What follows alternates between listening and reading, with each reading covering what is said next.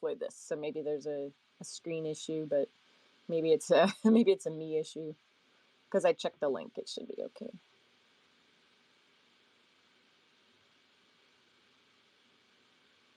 Ah, yes, I see it, and I see friends around a campfire with beer, lots of German Pilsner.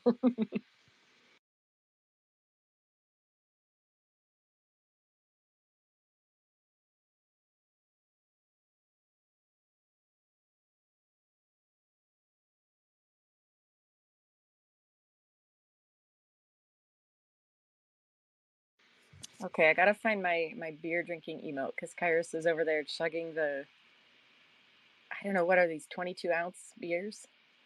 They're pretty big.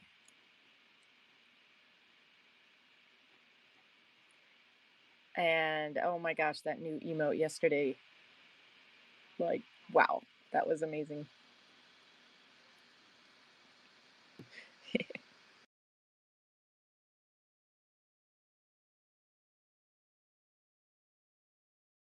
Are you talking about the one with all the crazy balls or lights around it and all the dance and the crazy dancing? Yeah, definitely. And that Yeah, was made that Rhoo, RHOO, I think. And so cool. nice. Yeah, I saw Make using it last night at the Beast Roaming party, and I think Dr. Drip had his on as well. It was pretty cool.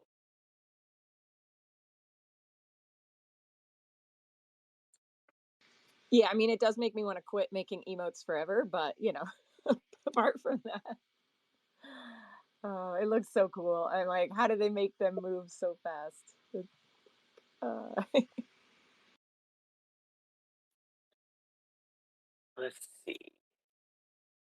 Let's see. In the world, I've seen Old Guy, KJ, Atravanada, Kairos, welcome, welcome. There's Zom walking in right now. Welcome, welcome. It, I I I like that Ultra joins us on Saturdays. I know that they're from Brazil and currently can't access X, but you know, it's a nice little like it's nice to know that we could provide the content for them and bring it in for our friends from Brazil to listen. yeah, I wonder if we could do more. I don't know if Insta or TikTok or other places are like also banned as much. I mean, I don't think they are, but I wonder if those would be other good avenues to support on. Yeah, I wonder. I wonder. It makes me think, like, what if I say go on my Twitch and listen from there? Um, if like Brazil could send me that cease and desist, and I could just be like, "Fuck you, come get me in America." Yeah. Well, they probably can find you somewhere like, oh, America. Okay, let's see. We can't do much. Just seize your bank account and take your livelihood and everything else. Yeah, they can totally seize my bank account with like $2.50. It's totally fine.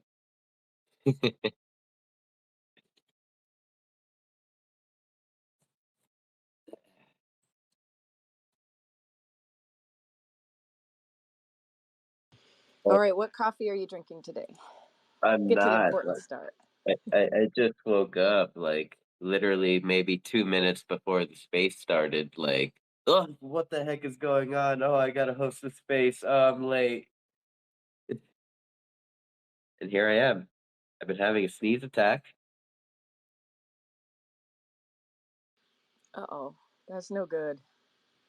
No, it's actually pretty good. It's been waking me up. Been kickstarting my heart. Ah, there you go. All right, I'm trying to make a tweet. Isn't it funny how it's so hard to make a tweet and think at the same time? I'm trying to find. I know Kairos' Twitter, but I'm like, okay, now I can't find it. Descent 44. And why doesn't Twitter just be like, come on, like I know what you're trying to say.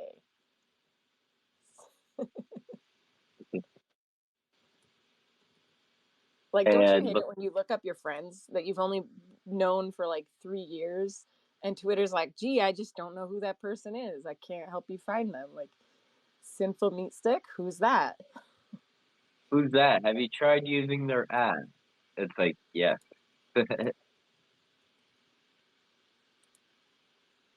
Oh, Ruslan's doing the cool dance.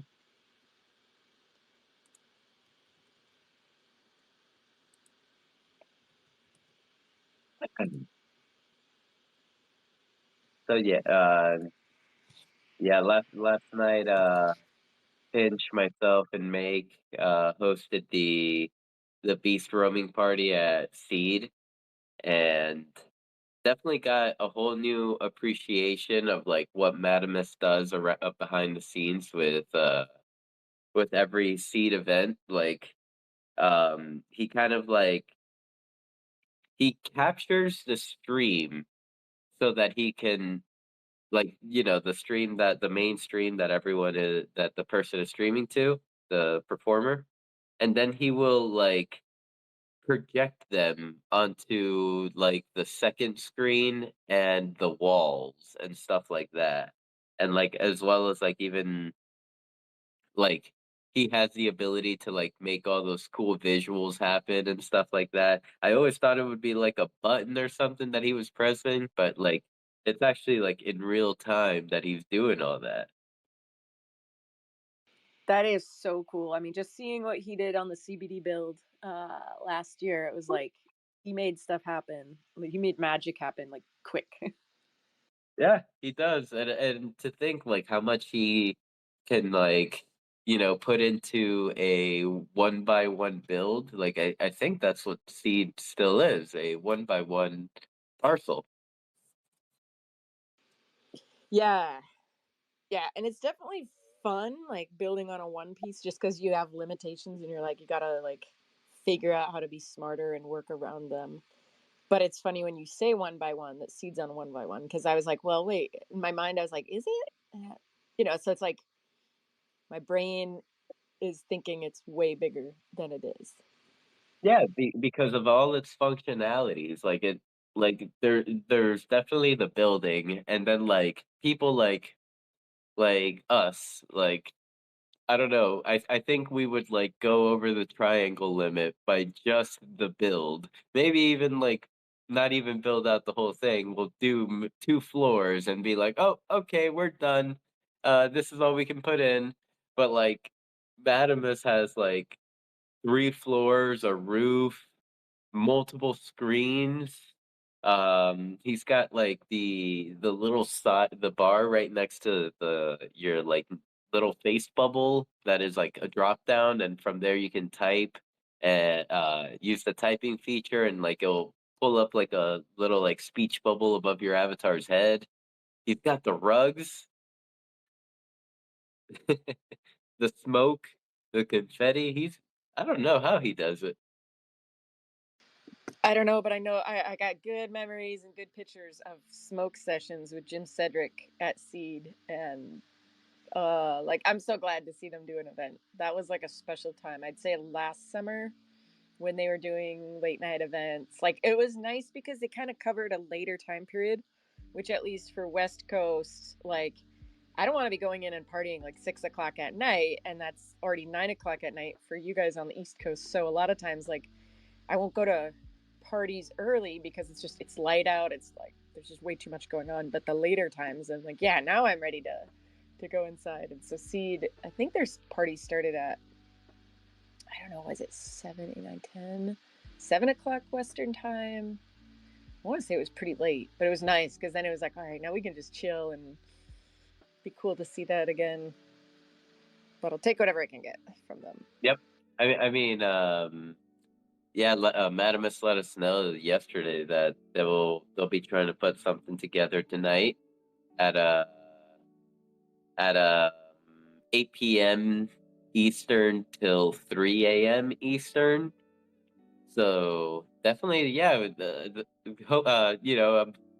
We're probably starting to see that nightlife kick in again on the Decentraland, at least for the weekends, because like there have been, I don't know, I've been feeling a little down when it gets to like the later hours on the Decentraland, at least here in the Eastern Coast. Like there's like nothing going on, so we'll see like friends pop in to Decentraland, be like, "Hey, what's up, everyone? What's going on?" And then we're like, "Oh, we're just chilling, nothing happening."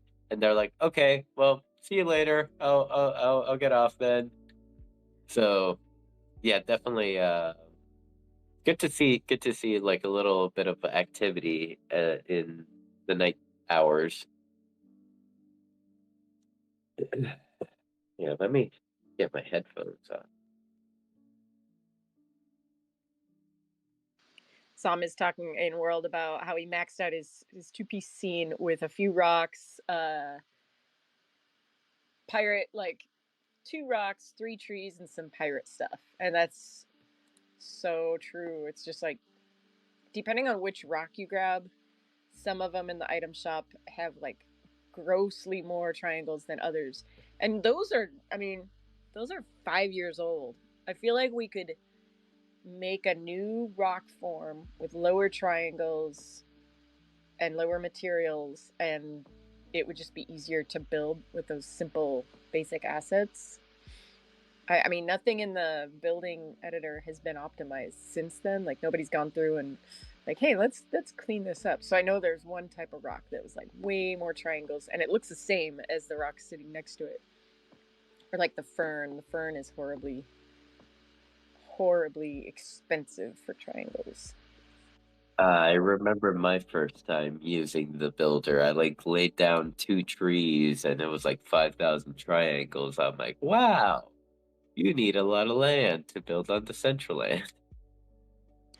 Yeah, and I keep saying it and I don't do anything about it, but I think we should try to like up the triangle limitation for single piece parcels, like not big estates, because once you get to that point, you're probably like deploying through the SDK or something. But like new users, they're probably deploying on a single piece parcel. So it'd be cool if instead of like 10,000 triangles, it was like 12,000 triangles. And I mean, I'm not gonna say it wouldn't break Decentraland, but I feel like it wouldn't break Decentraland to be like just give us a little bit more to work with. Because when you're a new builder, I mean that's a big deal.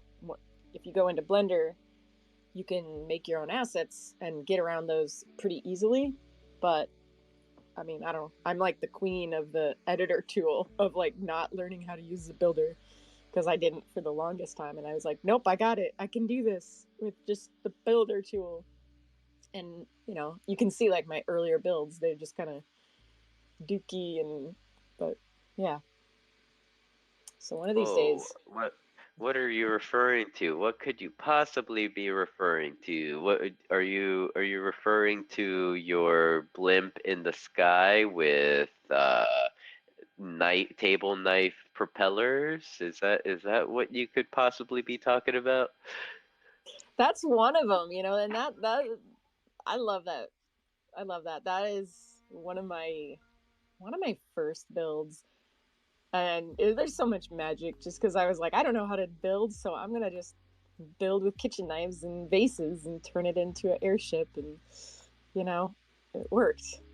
It worked for the time being, but I couldn't make like the elevators were so glitchy, so I was like, no, I can't rely on those.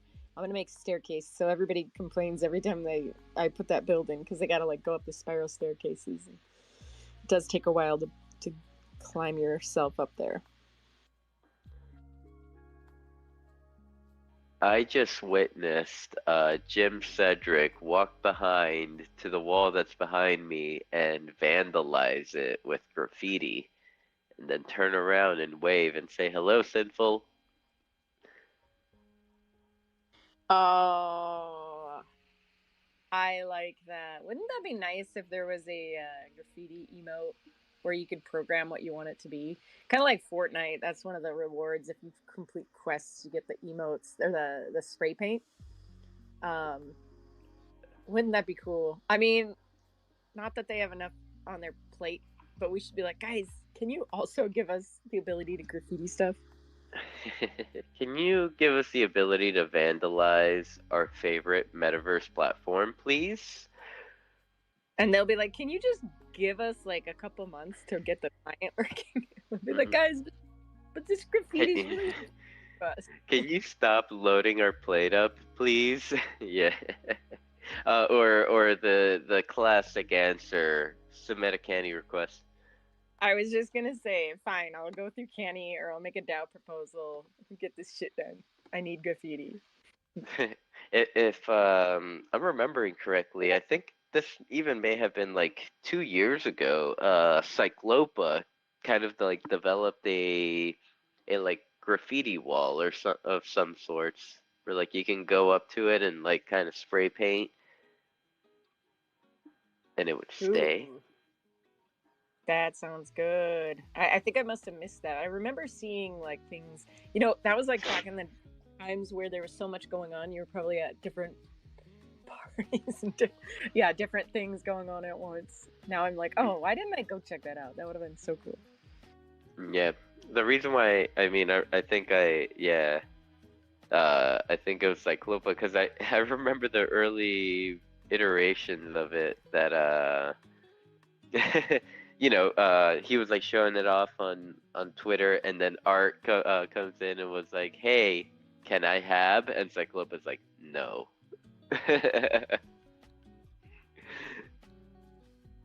That's funny. Well, I think we talked on this space before when you have like open sandbox things like that where you can paint on. There's do you know what I'm talking about? There's like a certain time. You remember that episode?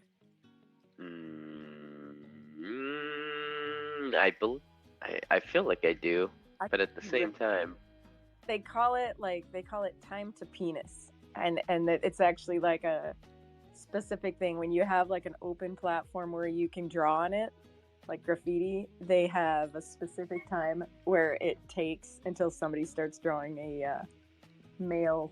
You know, you guys are funny.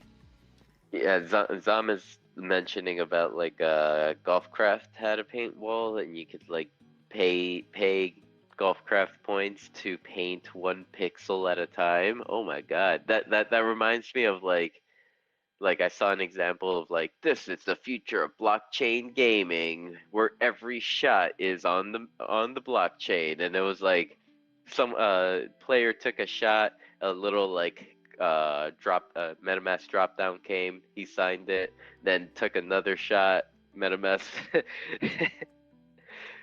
drop down came, you had to sign. Yeah, that's gonna be easy to onboard the normies. Like, here, guys, just keep accepting these signatures in your wallet. Just do it fast. It's okay. The faster, the better. I don't know if it was like supposed to be a joke if they really did do something with that. Oh yeah. Oh, right there. Yeah, I see. Zom like remembers that too. It was so funny. Let's see. Let's welcome Cheddar Queso. Welcome to the space. Fancy. Good morning. You'll be proud to know that the Mew shop is all loaded up with goodies and ready for you to raid through that shop. Uh, let's see who else. So, Go ahead. oh, when can you shill it and give the link to us so we can go buy it? Oops, sorry, I started speaking without without unmuting. I could give the link right now, actually. Let me drop that in the CVD Discord. You'll notice that there are many options for hoodies, and all hoodies will make you eligible to receive the Galaxy Mew hoodie that was made by Josh and myself. So then, if we buy it, do we have to wait for the real one to come in to get the virtual hoodie, or do we show No, proof of receipt? okay, so in the description for each hoodie, I put please make sure to like, submit or like send me your email address. That way I could like contact whoever's buying through there, or like, if you tell me that you bought it and you show me your receipt or whatever, I can definitely confirm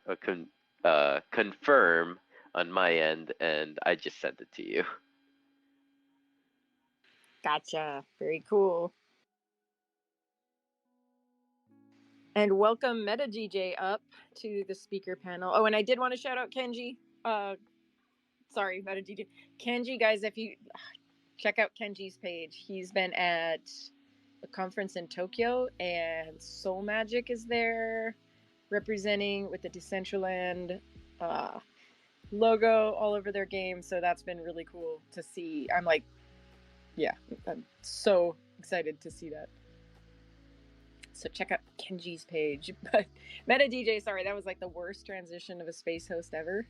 No, I loved it. Good morning, good afternoon, everyone. And I love looking at Kenji's PFP always because I'm always ready to pose. Like he's ready to take a shot at any moment with his camera.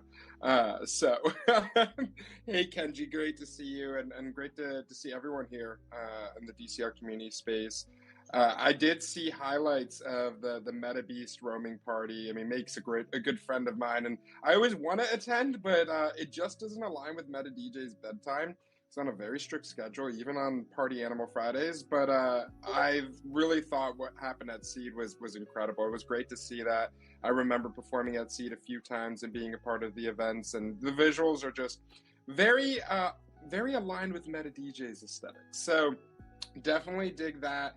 You guys were talking about the builder, and I may have mentioned this, but myself and Aristea purchased land earlier this year. First time we took the leap. We actually bought it right next to each other strategically, and I apologize. I am in the physical realm outdoors if you hear birds chirping. But that being said, we bought land. We tried the builder. I wouldn't say even the builder itself is truly beginner friendly, and I'd like to say I'm technical in nature. Like I use a lot of AutoCAD, so in real life, but it definitely is great to not have to use it in Blender. So I'd be excited to see if we could continue to make it a little more streamlined for beginners. Just a little too many settings to get so you're like, wait, texture, material, both. I don't know. Let me just flip them around and see what happens. So it would be cool to see that, but I'm really excited that it does exist and curious to see how it evolves. But also, what really got me excited was, hey, Simful, you mentioned not enough nightlife going on. Note taken. Meta DJ is looking to ramp things up again. But also, because of the challenges with the builder and also just really the need for larger land to have bigger events, we've been looking more and more into worlds. I saw the one pre-canned world that is like a borderline, like a massive festival experience. I don't know who the creator was who made that. And I just started working off that, and I was like, "Ooh, maybe we could do like really cool festival-like experiences in World and get more performance out of it, as well as not to spend as much time trying to build something out or own 64 parcels." But I was curious, like I haven't seen much, and I thought it would even be unique if I started hosting like a world-based event. But I was curious, like, what's the sentiment right now in regards to worlds? Is anyone using them? Have there been any events recently? Because I think there may be a chance to bring, to do this and see what happens with it.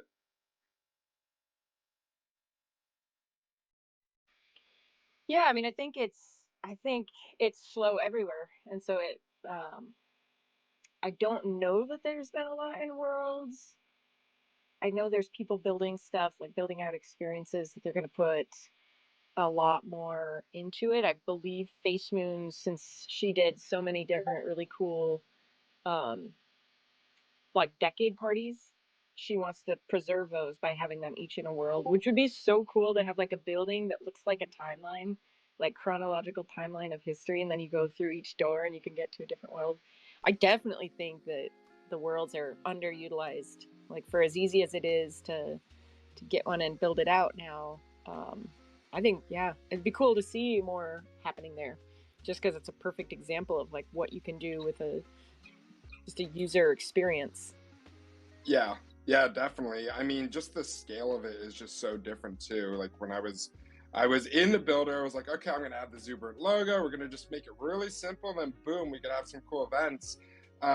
So I like that. I noticed a lot of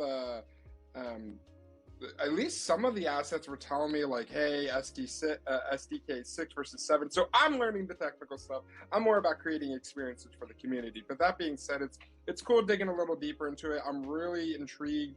I read more on the proposal and even the deployment of the virtual land manager, or I think that's how you describe it, tool, like where you're actually making changes in world. So that's really interesting. But anyway, last thing I'll bring up to you guys is yesterday, myself and Aerostay in real life were representing the DCL community. We actually went to an Upland metaverse meetup and we connected with a lot of Uplanders. And I was just curious if anyone's familiar with that platform. They were really passionate and adamant that like it was a great platform to like connect metaverse platforms. And they even mentioned something about this a metaverse alliance, and I was like, wait, what is this? And they suggested Decentraland was a part of it too, and I was like, what is going on here that I'm missing? I'm curious, either Canessa or Simfo, A, have you guys heard of Upland? And B, the Metaverse Alliance, what is this, if you've heard of it? My multi-metaverse representative is One Existence, so probably I feel like I've heard those two words come out of his mouth before, Metaverse Alliance, so maybe we can pass it over to him after Canessa shares her thoughts. My thoughts were, let's get the metaverse expert One Exist up here, so it's all you. We got perfect. Hello. Absolutely have heard of Upland.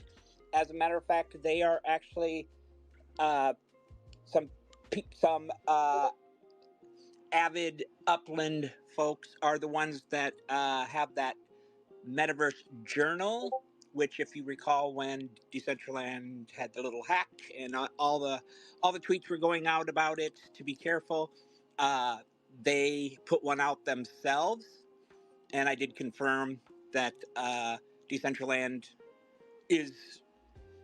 they know who they are and whatever kind of thing they have going on.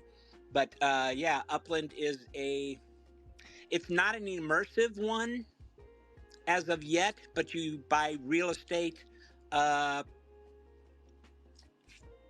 properties that are correspond with real life locations. As a matter of fact, I actually purchased one place or one address of some people I knew who lived at that house at the time. They have since sold it, but I owned in the virtual space somebody's house, somebody's property that I knew who owned it in real life. So they've been going for a long time.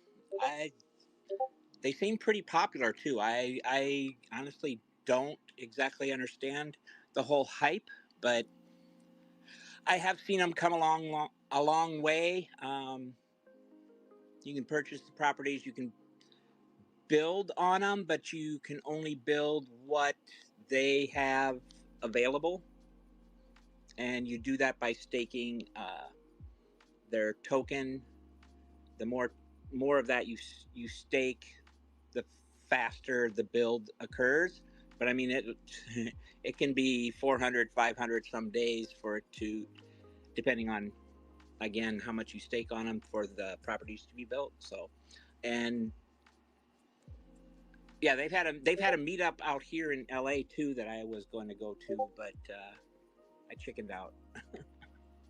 So that's cool that you got to hang out with them, Meta. Yeah, well, actually, it's one of our members with Zuber and AI that brought this up to us, and she invited us to the event, and we got to connect with them. And the reason why I was bringing it up is because, I mean, Canessa just touched on, there hasn't been too much going on, although us, the truly passionate, dedicated pioneers, are here connecting, collaborating, continuing to build in preparation for this next wave of the metaverse that we're all building together. But I just love the idea of multi-meta collaboration and connection, and remembering that Decentraland is one world within this much larger picture. And I've said this so many times, but the metaverse is a movement. It's a way of life. We're so early. It's important to connect and collaborate and really align with each other on this paradigm shift we're pursuing. So it just thought it was really cool. We were all friendly. There was no rivalry. It was all excitement. How can we collaborate? How can we do things?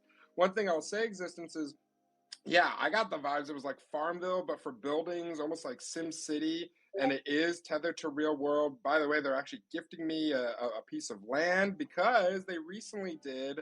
Um, they have integrated with a platform called Nowhere. I'm curious if anyone's heard of Nowhere, and now you can click on the one of the lands and actually go in and have events and do all that stuff. So anyway, this is Decentraland. I just was curious what you guys thought of it because I always like to kind of push the boundaries in regards to how we as a community can continue to look in the broader horizons and grow all together. And it was a great event and it was fun. IRL at a Dave and Buster's, so we were doing the meta IRL style. And yeah, the Meta Alliance, we'll have to look deeper into that because I thought that was really interesting.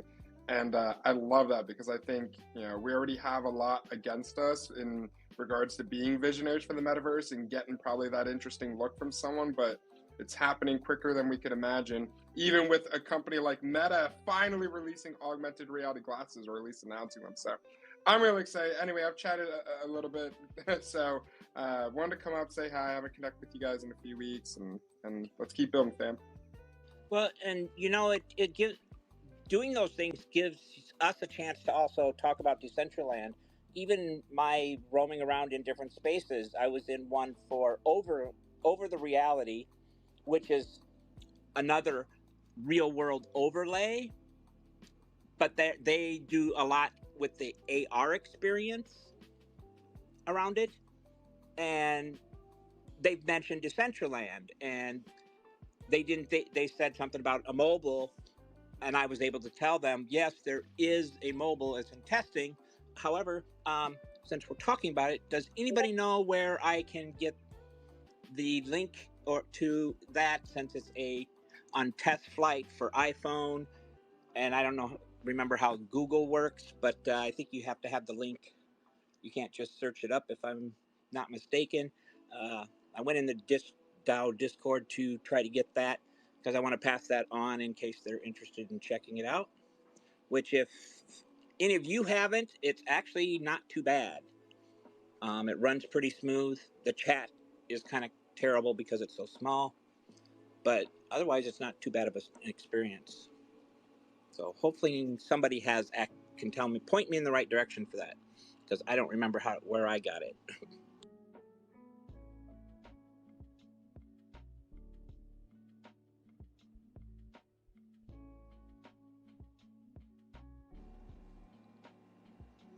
That concludes our segment.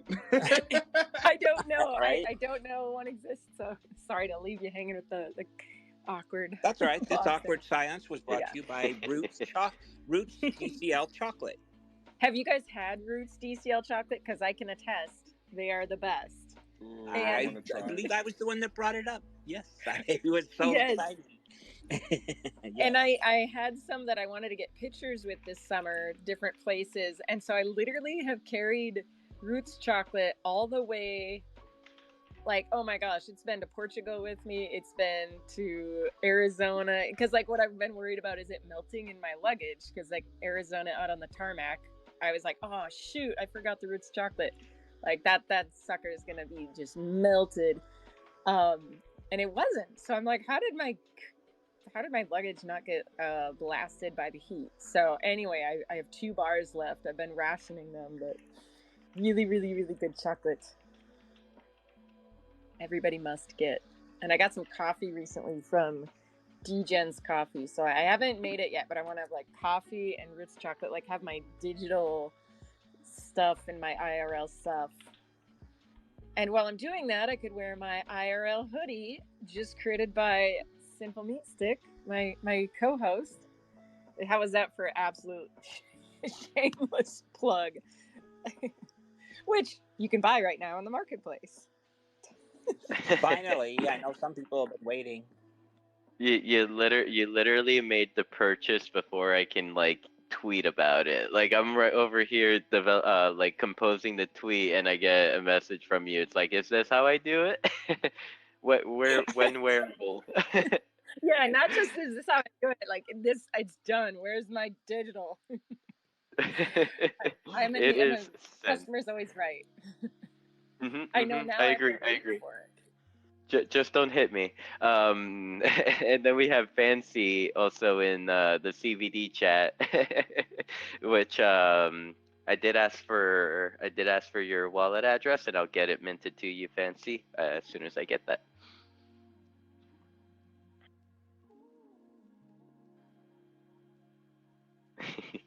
but but yeah, thank you for that purchase, Fancy and Kanessa. Definitely a great start to the Mew hoodie launch. I know you two have been at the edge of your seats, waiting for this drop to come, and yeah, it's finally here. I'm And so we'll be- glad I have Fancy as like my purchasing soulmate, that we have the same purchasing habits. Go ahead, a one. friend and I, we used to have this competition, and it wasn't. It was about making the other person buy more than yourself on shopping sprees. Oh, oh boy. I mean, if that's the case, out of all the orders I've seen so far, I think Kanessa's is winning so far. Oh my gosh. To win, you have to be the one to spend less. Oh, never mind. Then maybe Yeah, Fancy's but winning. the competition was to make the other one buy more than you. Hey, did for the Fancy? culture, guys. It's for the culture.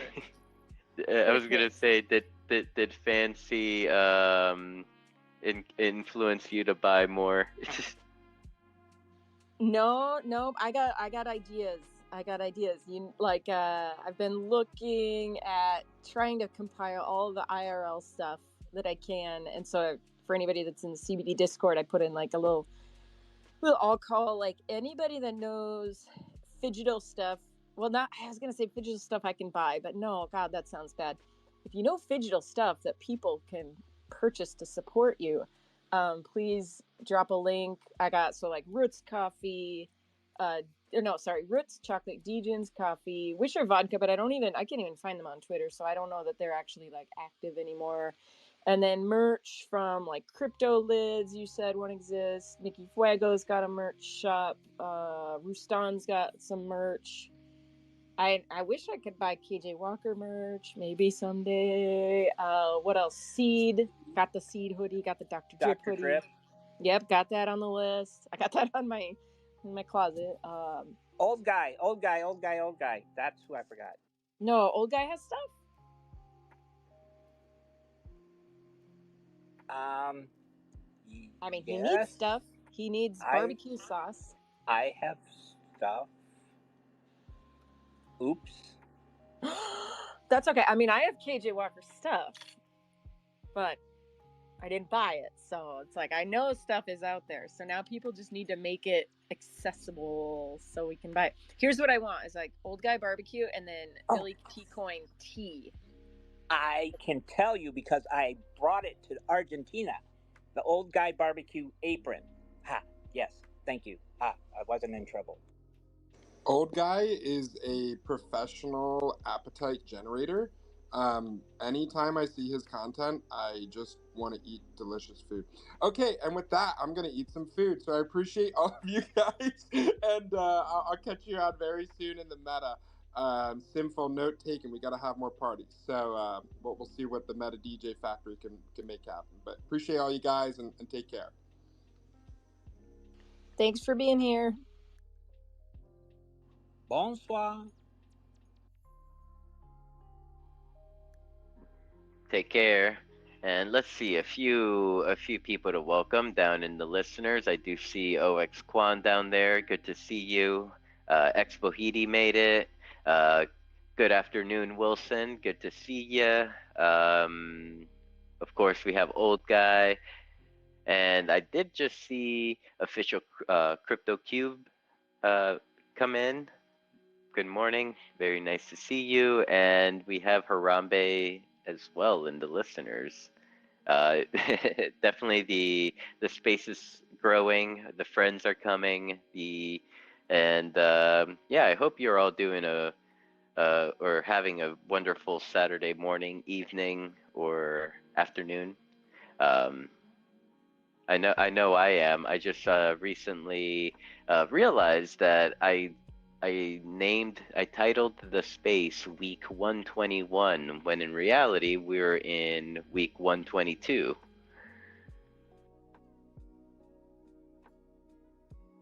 Yeah, it's been a few weeks.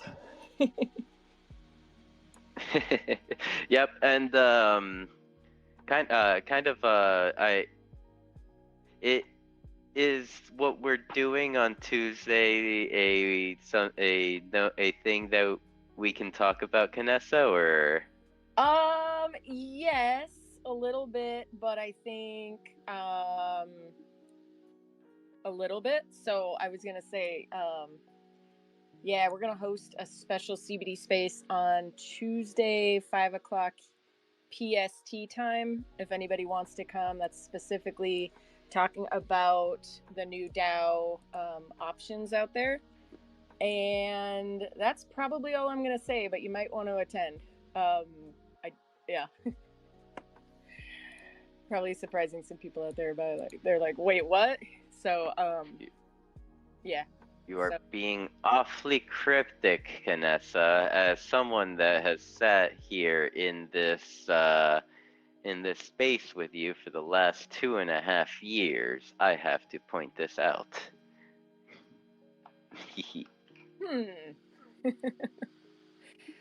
Yeah, well, I'll let you know more when I know more. But otherwise, I'd say show up on Tuesday. Yeah.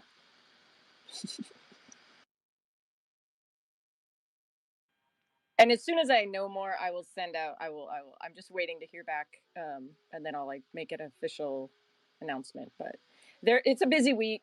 So then also Wednesday is the big 2 month um, all hands rotation. I don't know whatever it is. All hands. It's a rotation. They got a bunch of names for it, but that's the official one from the foundation to weigh in.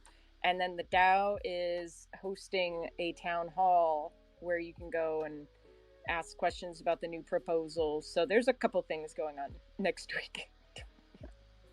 Yeah, busy week, and Monday the 30th. I mean, besides beyond the NFT happening, the the second wave for the 2.0 client testing should be opening up, if I'm not mistaken. Oh boy. That is awesome. We'll see. Supposedly they have some sort of events also planned,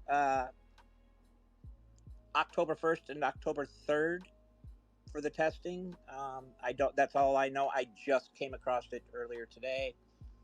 Let me see if I can see if I can find the times and what it exactly says, but I'm not even sure where I saw it.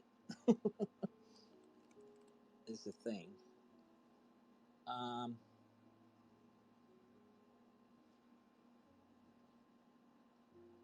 Oh, I did see it in the Discord here. It is.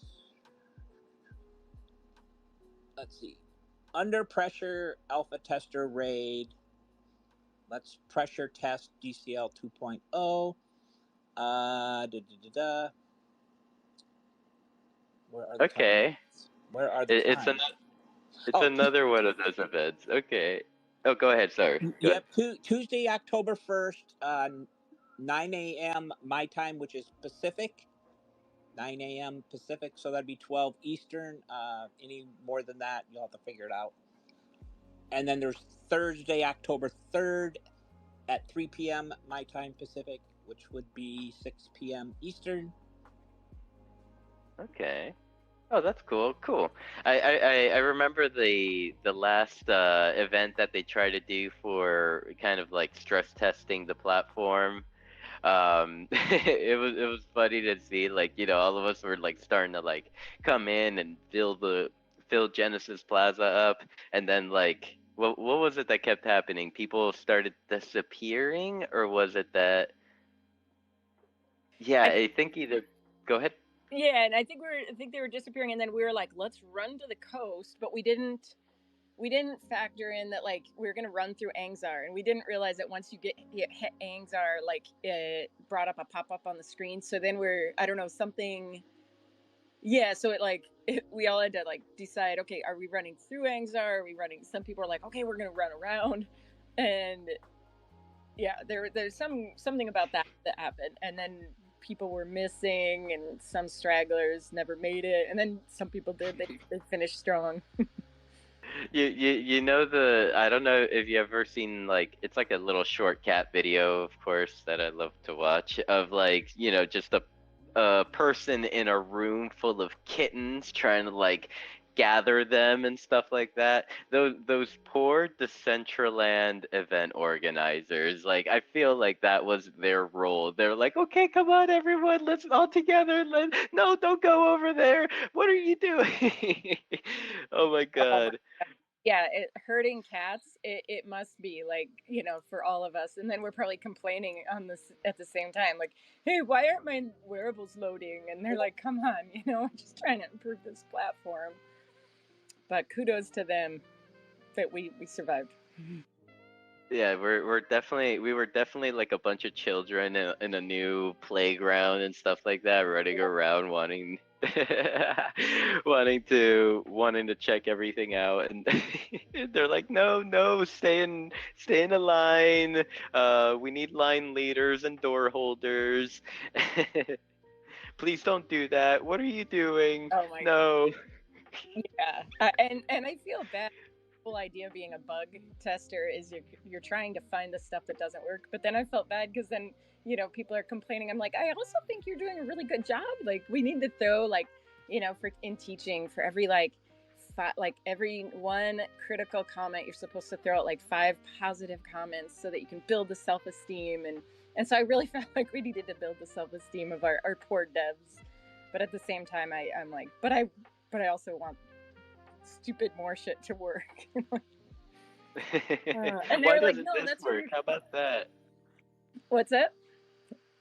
Oh, I was saying, why doesn't this work? How about that? Why doesn't that work? Oh my gosh, yeah. Uh, I will say I did take that day, and I was a little constructive because a bunch of us were in the CBD general chat, just chilling, and Lastrom came in while we were like running towards Angzar, and like I had the chance to be the tester, where Lastrom is like, okay, walk in now. No, nothing. Okay, back out. Try again. How about now? How does this look?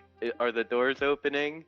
Can you see the graffiti? Like like they were. He was messing with the back end server simultaneously while I was trying to test with the new client, and kind of like coming down to maybe even like what what the foundation needed to do, at least to make that big plaza work better in the new client. So hopefully, like the feedback that Lastern provided to them made it like yeah, was helpful for the developers to like keep moving forward. What I would like to know is, I keep seeing the post from Nikki Fuego and KJ Walker of all the things they're creating for the in-world builder. When do we get to see them?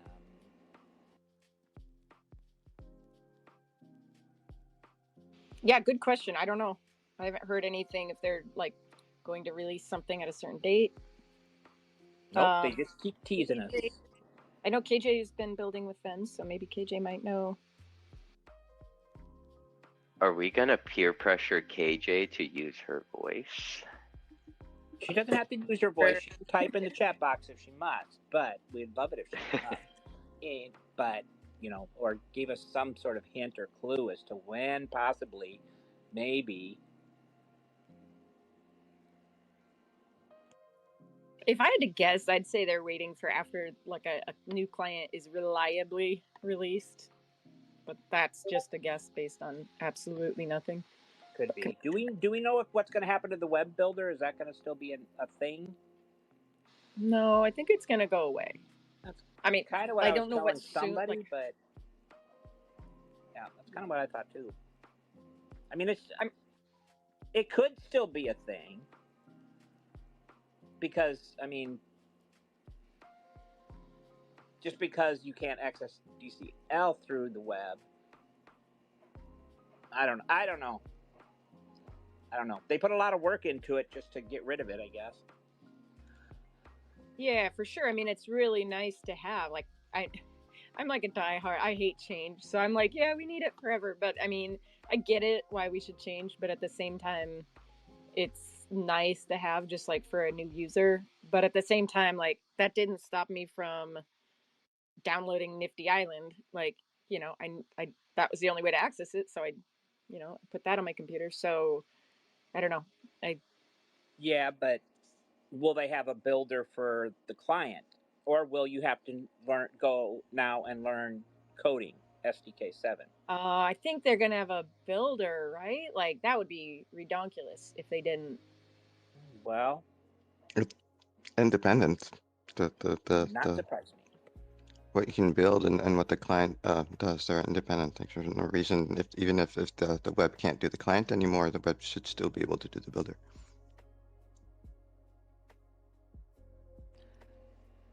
That's kind of what I thought, but I just wonder if they're going to or not. Right, like you said, with all the work that was put into it, it'd be ridiculous to discontinue it. So slightly off topic, KJ is asking, can I just use the chat box? And yes, you may just use the chat box. We'll relay your message.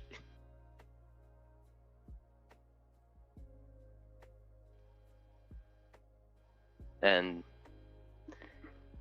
yeah, I mean, hopefully we can still use the web builder and stuff like that. I mean, yes, the work has been put into it, but it has been updated recently somewhat. I don't know if it's perfect or if it's usable. I know our friend in CBD earlier this week, Snick was trying to put some stuff together and was struggling with the SDK7 version of the web builder.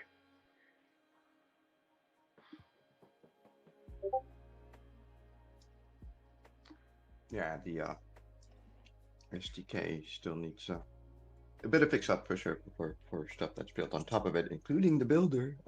Can be practical to use. Mm-hmm.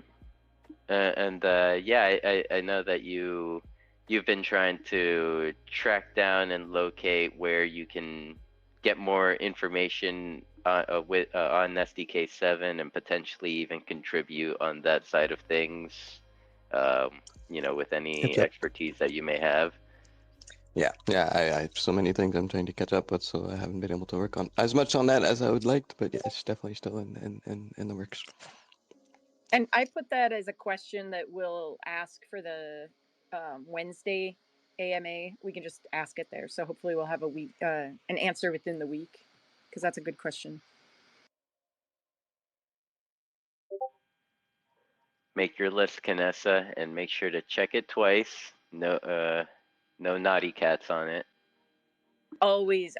And then KJ did respond about the in-world builder.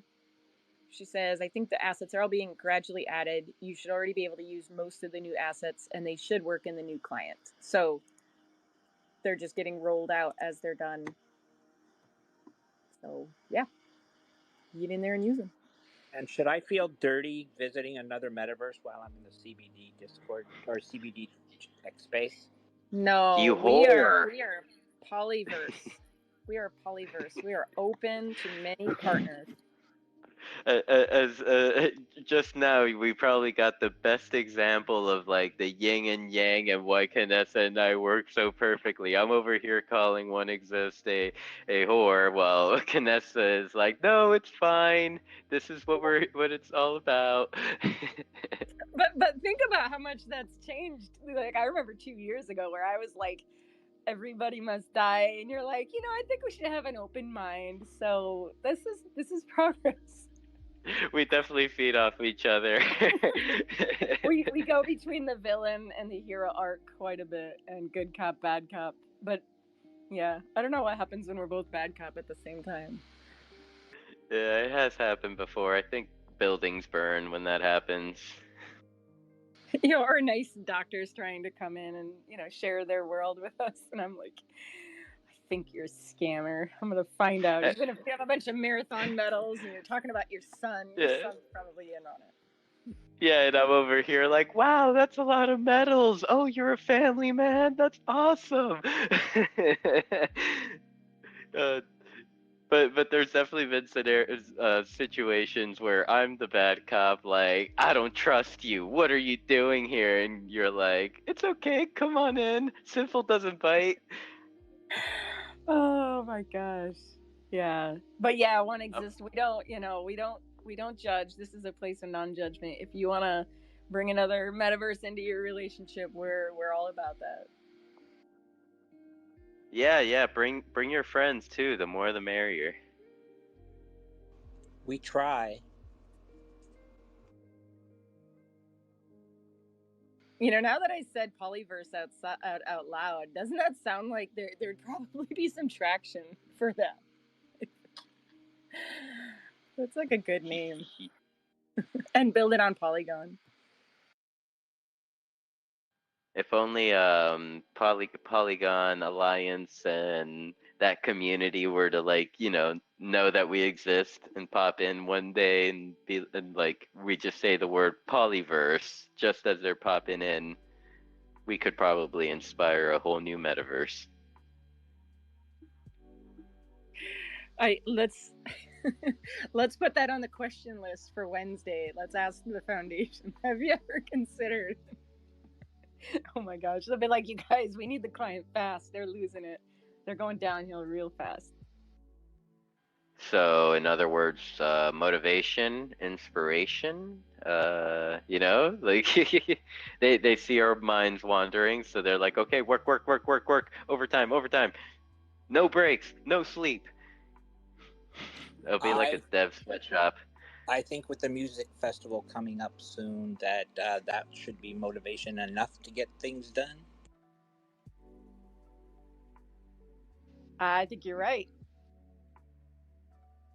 Maybe. So when it comes to like the new client and the AKCB linked wearables. Oh, which actually I just said the linked wearables word, so this could even transition to another topic. But like with going back to the AKCB one specifically, you know how on the client it didn't have eyelids, and so I feel like there's been kind of like two factions, or maybe I'm just the only one in my own little faction of like the individuals that want the eyelids, and then I'm over here like, no, it gives your avatar some emotion, like because I managed to get a picture of me like stalking or creeping on Derek from like the other side of a window while he's like in front of a vending machine or an arcade machine playing games, and I'm just like creeping on him with my big old eyes. So I'm a fan of the non-eyelids. I think we need to have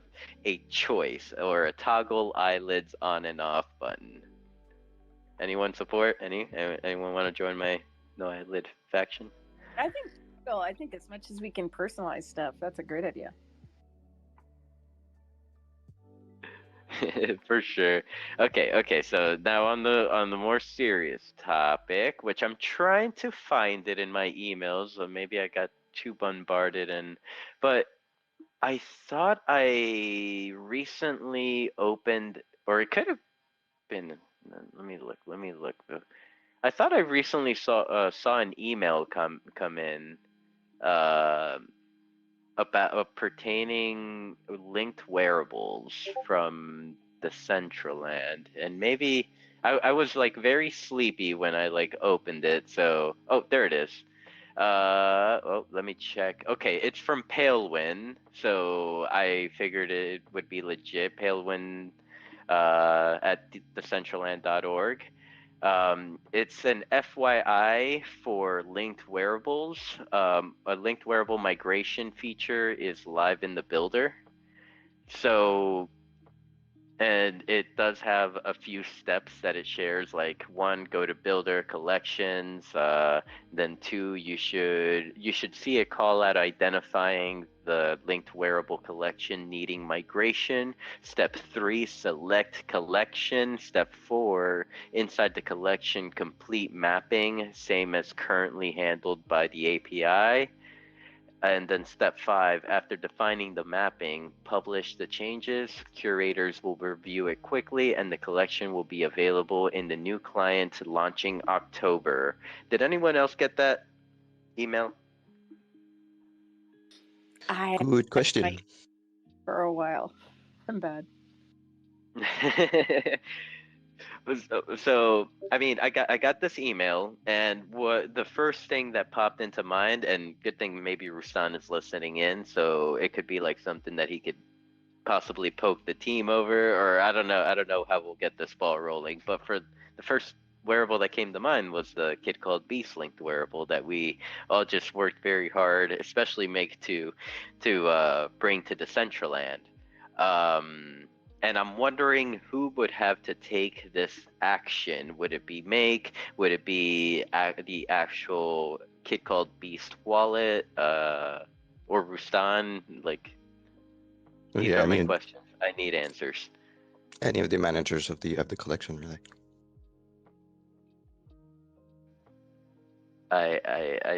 Yeah. Who? I don't know. Who that could But be. Maybe Rustan. that's actually registered. Like the collections have a set of registered maybe bad with words. It's not managers, but like people that can manage the collection. Um, so yeah, any one of those can just do that operation. Um, Okay. yeah, so I've been looking into this kind of stuff with the Waifumon, because indeed like this is actually in transition and all that kind of stuff, and it's like really not clear indeed how to do this migration. There's no like nothing Okay. in the actual interface. Maybe there's something now, but yeah, I haven't. It was rather Mm-hmm. tricky. Yeah, I remember that. I remember when doing the proposal that we had to supply some wallets that would be able to make some changes. Okay. So And I I don't see see an. actually any email about that. And I'm really that's like one of the things like where how are we supposed to know about this? And yeah, I didn't get an email, so I don't know. Okay. So maybe it was like certain individuals, because I mean, I know I was considered someone within the team.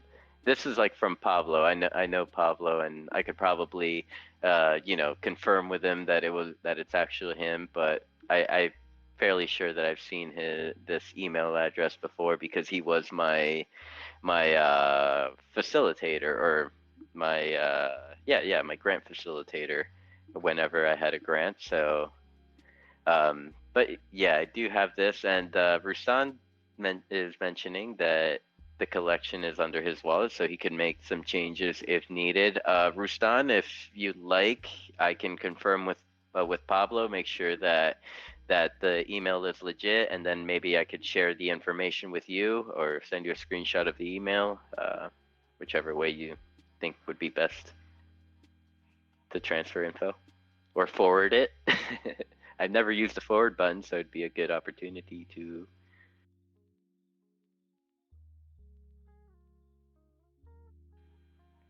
Let's see, and as this awkward silence comes in, I want to say hello to Multi NFT that's in World. I see Cyrus in World, Scat Lion Rock. Good afternoon. Let's see, I know I met. Oh, there he is, Meta Wolf. Welcome, Meta Wolf. Good to see you. And we have Cammy in the building. I Is it the same Cammy from a while back? Are you back? It is. Cammy and I want to say Tubby, Lubby, Lumpy. I don't see Lumpy here, but Lumpy, was yeah, it Lumpy? Was it Lumpy Stool? Was that his name? Lumpy Stew, I think. Oh my, Lumpy Stew. Oh my God, I said stool. But yeah, welcome back, Cammy. As you can see, we're still here. We're still going strong. We're still having our community building spaces every week. Um, I still talk my shit. Maybe I should pass the mic over to Kanessa before I say some more stupid shit. Oh no, I just realized my mic was on, but I'm taking video of this awesome hoodie and all the tattoos up close. So yeah, I don't. Again, another great transition by me to.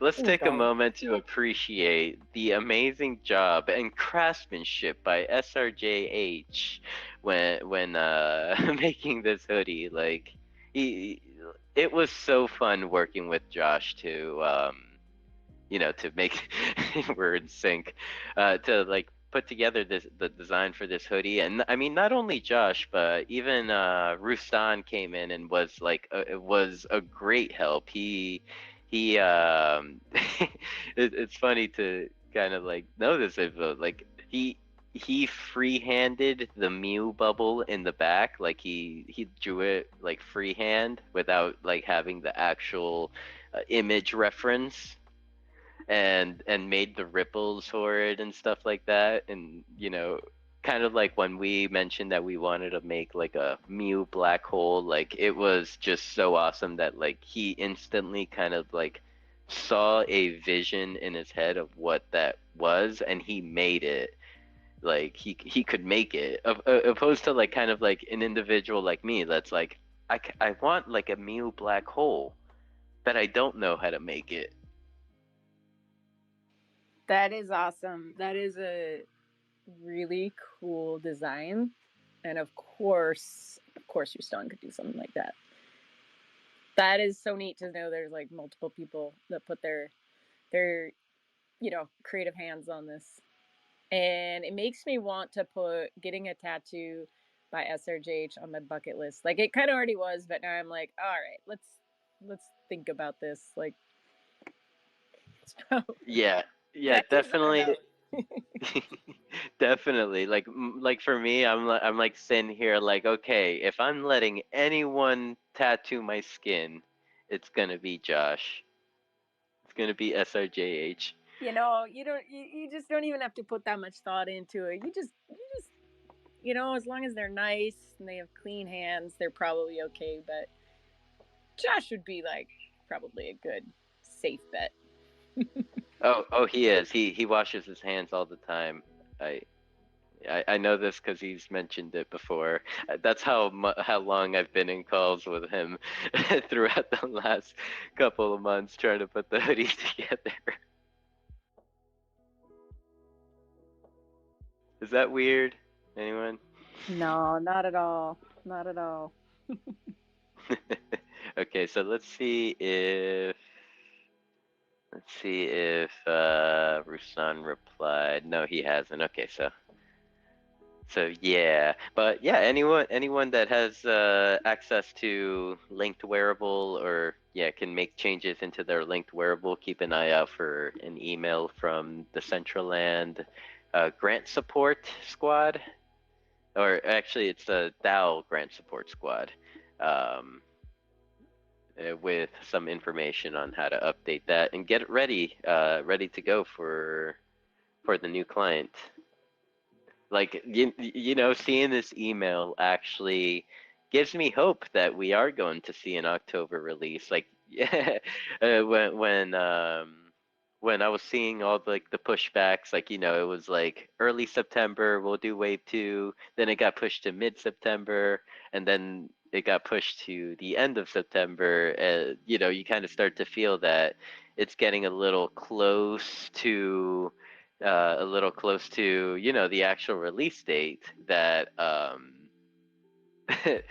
that like like I was I was okay with like pushing it back, but it's like no, it's still coming for October. It's still the deadline.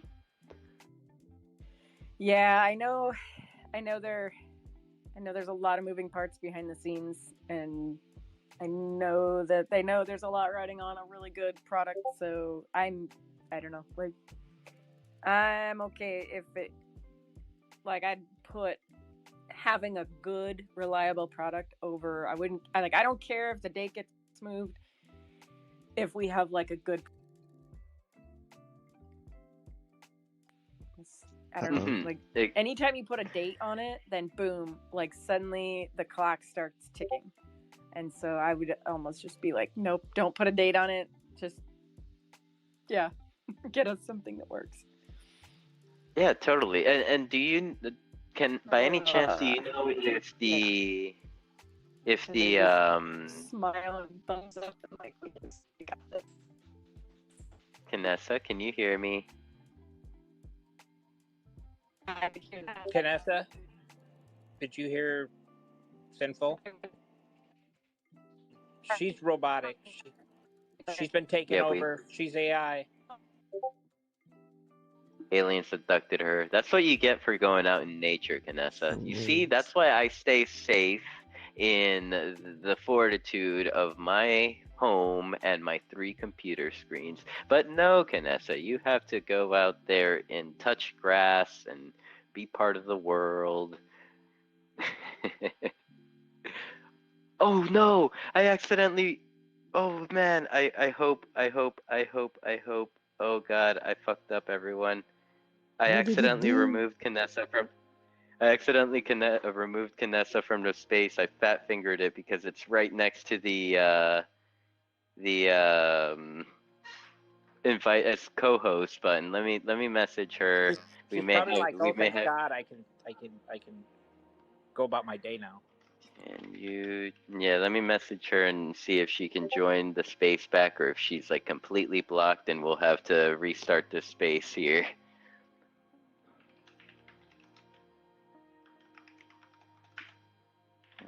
X.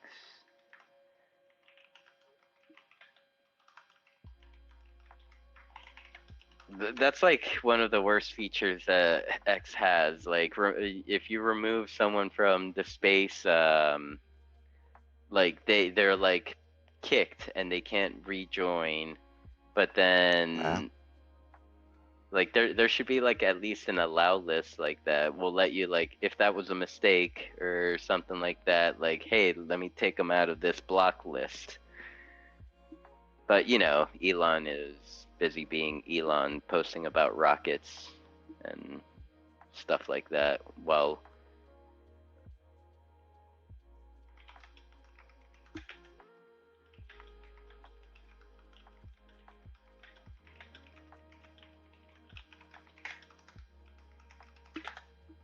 man, how could I fuck up and kick the star of the show? Literally, the actual star. Okay, yeah, it says that the space isn't available for Canessa. Let's see if I can, we can have... Okay, you poke around in the settings, see if there's an actual block list somewhere. View rules? No, that just takes me to something. Just settings? No, very limited. We'll have to start a new space. Sorry.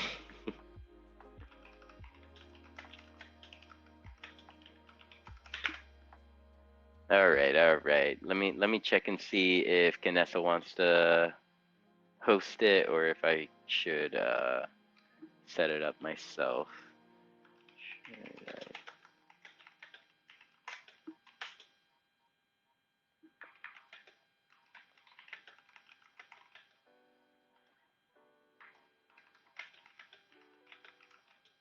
What about in the members list? Maybe at the bottom there's it locked. Let's take a look. Requests removed. Oh, allowed to join. Yes, You Nice. genius. Never mind, Canessa. You can come back.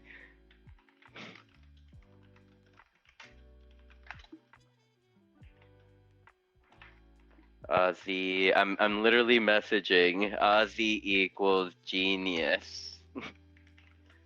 I Mix am of a genius but and a a fool, all dumb wrapped in a human Mew. package. All wrapped in what we call the human body. My package, but yeah. Yeah, this reptilian brain is Or definitely meat something sack. interesting to try to hack. Okay, now the button is literally like the invite to co-host button is literally right above the remove from space. But we have Canessa back. I just sent you your request. I just I've sent been you a gif of like cutting off a I finger. know. So That's exactly how I felt when I like thought that we couldn't get you back in here. that's okay. I didn't know if it was my phone because I like shut my phone off then and restarted it. So oh well, we keep going. You, in the great words of Make an NFT, fuck it, we ball. Yeah. So yeah, I mean, I see Finder Found in the audience. Welcome, and also good morning, Make. Awesome event last night. Dr. Drip has popped in. We see Unknower in the building, as well as Steve Sai. So welcome everyone. If you would like to come up and this invite goes out to anyone. If you would like to come up and chat with us and or ask questions or contribute to any conversations, you're more than welcome to come up and say hello. If not, you'll probably hear Canessa and I continue to ramble about what were we rambling about before the great accident? I think the client release, and I think it Yes. shut me off because I think I was like saying something, and I think it was like, yeah, Decentraland like scrambled the message. They're like, nope. Like I felt censored, but Wow, I didn't know Decentraland was so connected with Elon. It would have definitely helped when the account got compromised, when we couldn't find a human to save our lives. Fishy. That is just lore. We're just creating the lore for our story, our hero we arc. we definitely have a lot of lore. You know, we have the 38, we have the scantily clads, the getting compromised. What else can I say? Oh, pizza. Ordering pizza. Green screens. Dead mall. Yeah, we Let's just go to Somnium. It's better over there. well, only because the grass looks greener on the other side doesn't mean you won't step on shit. Just saying. But also, poop is a good fertilizer. Hey, if I'm stepping in poop with my friends, I am. Let's do it. Let's just have a stomp party because it's worth it. I don't know. I don't think I want to dirty my SRJH mid-row shoes that I have on. I don't know. And definitely poop won't contrast too well with your super cool boots. What? Where did you get these things? I am really good at looking up stuff on the marketplace. And I found these like in the old marketplace when it like really worked and you could look stuff up. So this pair is like so cool. It was one of those kind of wearables that was priced, I think, when mana was lower. So it's like stupid. I don't know. They were like 100 mana or something like really expensive, but they make 4 different colors of them. And Yeah, I don't know. You know, it's like one of those things that's like released and no advertising around them. So I'm like, they're like coolest ones, and yeah, they just kind of got released, and that was it. Yeah. I yeah, there's definitely oh, always been a bit of that happening. Like the biggest examples I can give of like release and no advertising, were like 2022, 2021, like the Decentraland collaborations with studios. Like they'd be like just releasing stuff on the marketplace, and we'd be like, What's this? We never heard of this." Thank God we have Kim these days. Oh my God, and Dana. Yeah, and then there's some that are like Michi told me one project that he made and showed me it, and it looks so cool, and he made it for a client, and then they never released it. And I know when AJ and I went through, like when we were getting, like looking at should we do like an educational series, we went through the whole wearable thread in the main Decentraland Discord and added up every single question in one chronological calendar year. Ooh, did you hear that? My Wisconsin accent almost said calendar. Didn't let it slip out. But we looked up all the wearable questions, and it was like the same questions over and over. A lot of exploding wearables were out there, but then we would see all these questions from people for really cool wearables that they like finished, and then I was like, odd job, like this has never been released in world. Like I found another one, like I would know this because it looks so cool. And we realize how many wearables are just like made and they get to a certain point and they can't finish it, and then like it just never gets published. So yeah, it kind of sucks that people have like roadblocks that they can't get over and they just never make it. And so, yeah, I mean, I think there were like also groups like like my favorite hoodie model, which is kind of like I took that model and I gave it to Josh, and I'm like, I want my hoodie to look like this.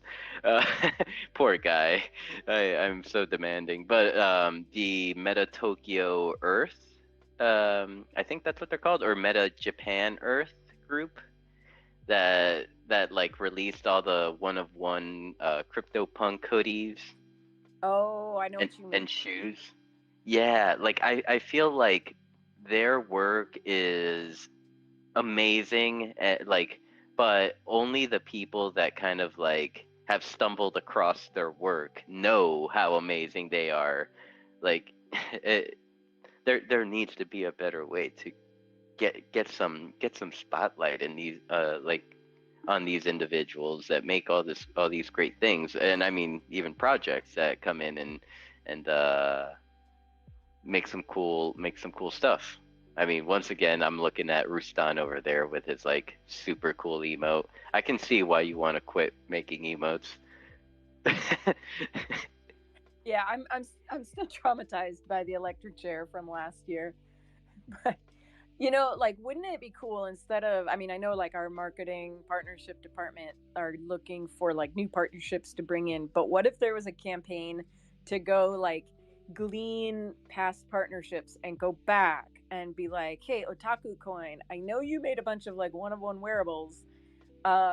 This is the new change. We've added the client, we've got emotes now, we've got, give them like a list of the changes and be like, are you guys interested in like doing an activation? Or I'm sure there's people already familiar with Decentraland, have land in Decentraland, and they've gone on to other projects.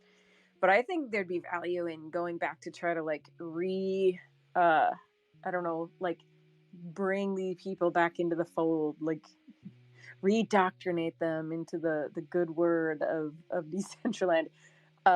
Small disclaimer, after we have a functional client, I guess probably would be a good idea. But I don't know. There's like people too, users. I wish we'd see them come back, and like I could think of a few, like, oh, UMAC, like come look at the new stuff we got.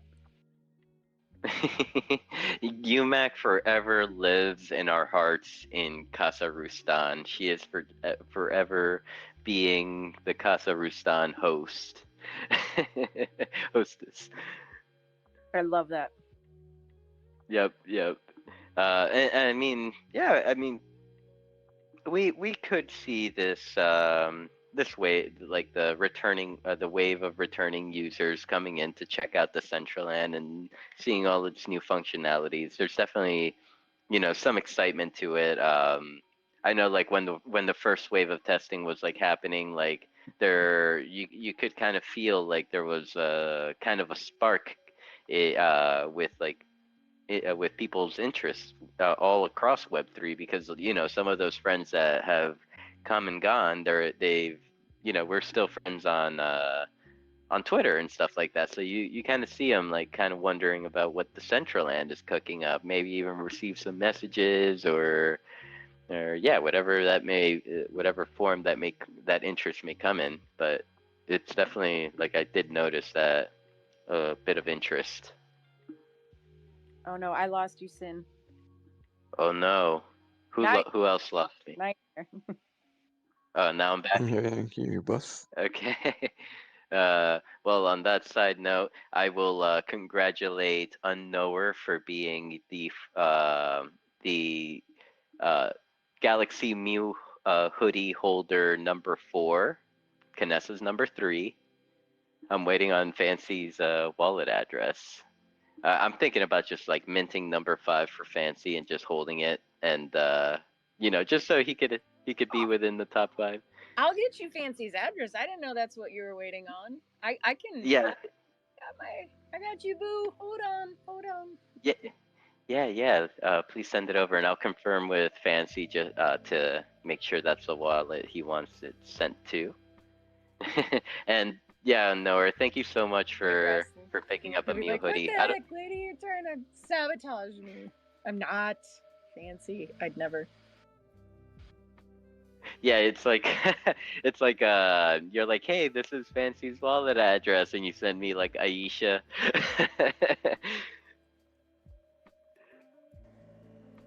How is Aisha, by the way?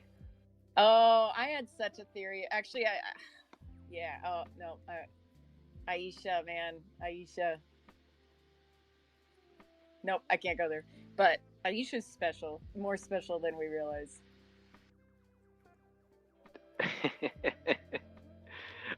One exists. Did you open your mic? Yeah, I was gonna say. Anybody else going back to school on Monday?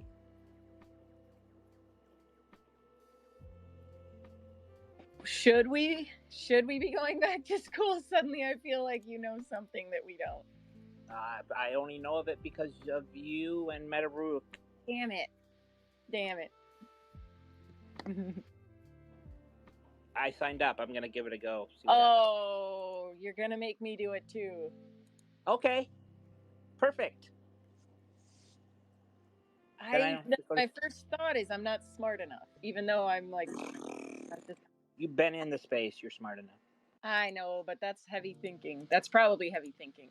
You will probably I think individuals like us could actually even teach the professors some a thing or two, like maybe not in the personally myself, like not in the nitty gritty like coding stuff, like smart contract stuff, but like conceptual wise and like kind of introducing the individuals to like different platforms and stuff like that. I feel like we would be definitely ahead of the game and all that. Yeah, Definitely. probably create a test or like create a course, offer it for $1,000, and people would be signing up. But just not gonna do that. Go ahead, Ozzy. No, I was just saying definitely. I'm nervous. Okay, so let's talk a little bit more about this one exists since you brought it up, and then I gotta like work up my courage to sign up for it. This is something that Metaryuk passed on. I don't even know what you're talking about. Blockchain, Web3, Metaverse. No, is that right? Or yeah, Cheddar. it's MOOCC. I have to go to my email to pull it up here. Okay, because Cheddar was talking about one too. But no. Okay, my wires are getting crossed. Is some kind of blockchain course? Moodle. Yes, it is, and Metaru It's a free. did a course through them, like a different course. So it comes with his recommendation, and I think I like anything Metaru does. I'm gonna probably look at it twice because that guy is way smart, and I value his input a lot, as we all should. I think that is financial advice. University of Nicosia, MSc Blockchain and Free MOOC. Mastering Web3, Blockchain, Cryptocurrencies, NFTs, and the Metaverse. Oh, we definitely got the metaverse part down. We and NFTs. I think we'd get A+ marks on the NFT and metaverse part. Like, you know, I feel like everyone else in the class would get regged before we do. Does that mean you're joining us for class? Fuck no, I'm probably going back to work next week, so I don't know. It's gonna help us with our homework. Time. Yeah, I'll just help you with your homework. I'll be that frustrated parent, like after work, trying to help their kid with their homework, and like, why don't you get this? I think we definitely need study sessions.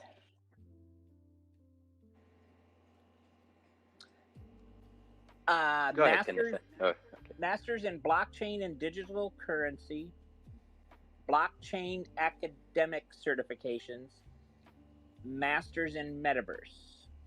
It's the world's first accredited, groundbreaking program designed to equip students with the knowledge and skills required for careers in metaverse design and management.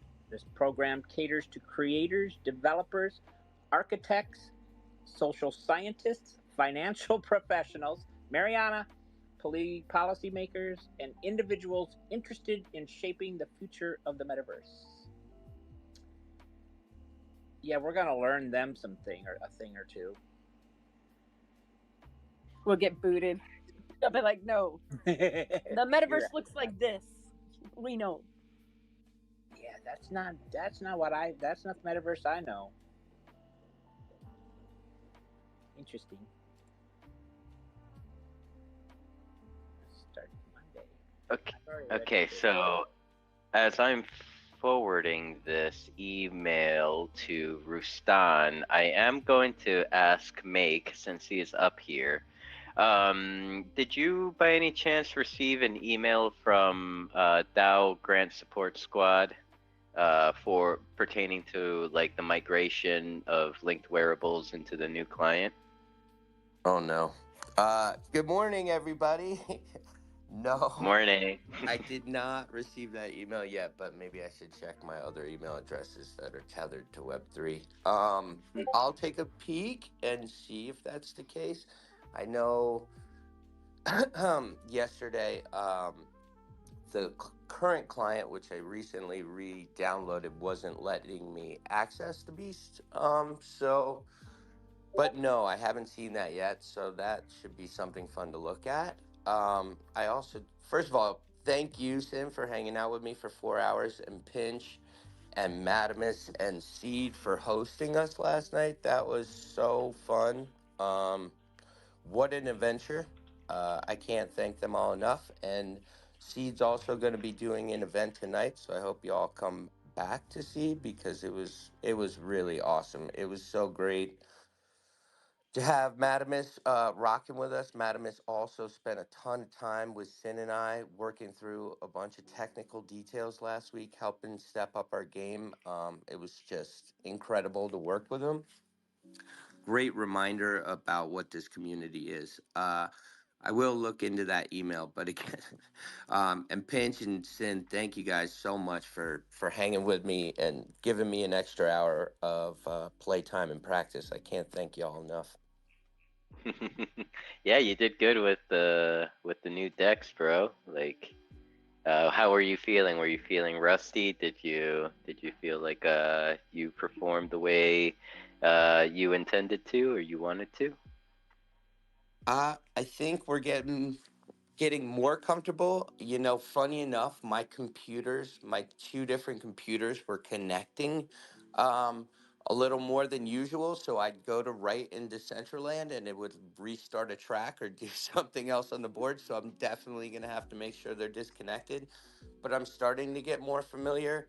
Um, I'm just really grateful. This is such a great opportunity to push forward in something that I really care about, and I can't thank you enough. And it was also awesome to have my one of my closest friends at 20 years, TJ, come on the show and play a track, and for you to interview him live and VJ.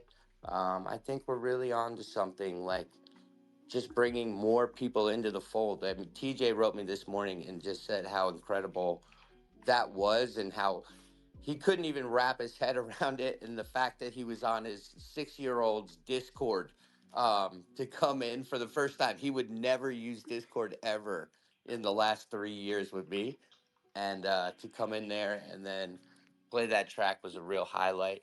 I feel like yesterday was one of those steps where I'm starting to see the daylight of what we're doing, and I just love it, man. So, and shout out Steve Sy down there too. I've been watching him on Instagram dropping tracks and stuff and everything, and this is just what it's all about. It felt like a real victory for what's going on.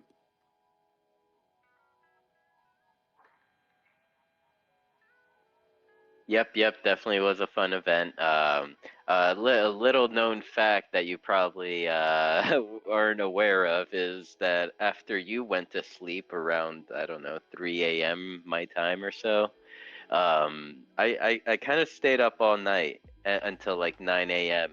Setting up the Mew merch shop. And I got all the stuff in, bunch of different accessories and bunch of different hoodie options. So yeah, it's live and PBC. ready to go. I'm ready for it. I saw some of it. It looked amazing. I can't wait to go shopping. And Canessa went dancing earlier at the Phase Moon party and showed up with her rave bouncy stuff going on. And you can't hang out with your friends in Decentraland and not buy stuff. I was shopping like crazy. I got Existence's little fuzzy friend and some wings and some wearables. You know, it was a good You know, it was a man, good day. I am so What'd you sorry, name yours?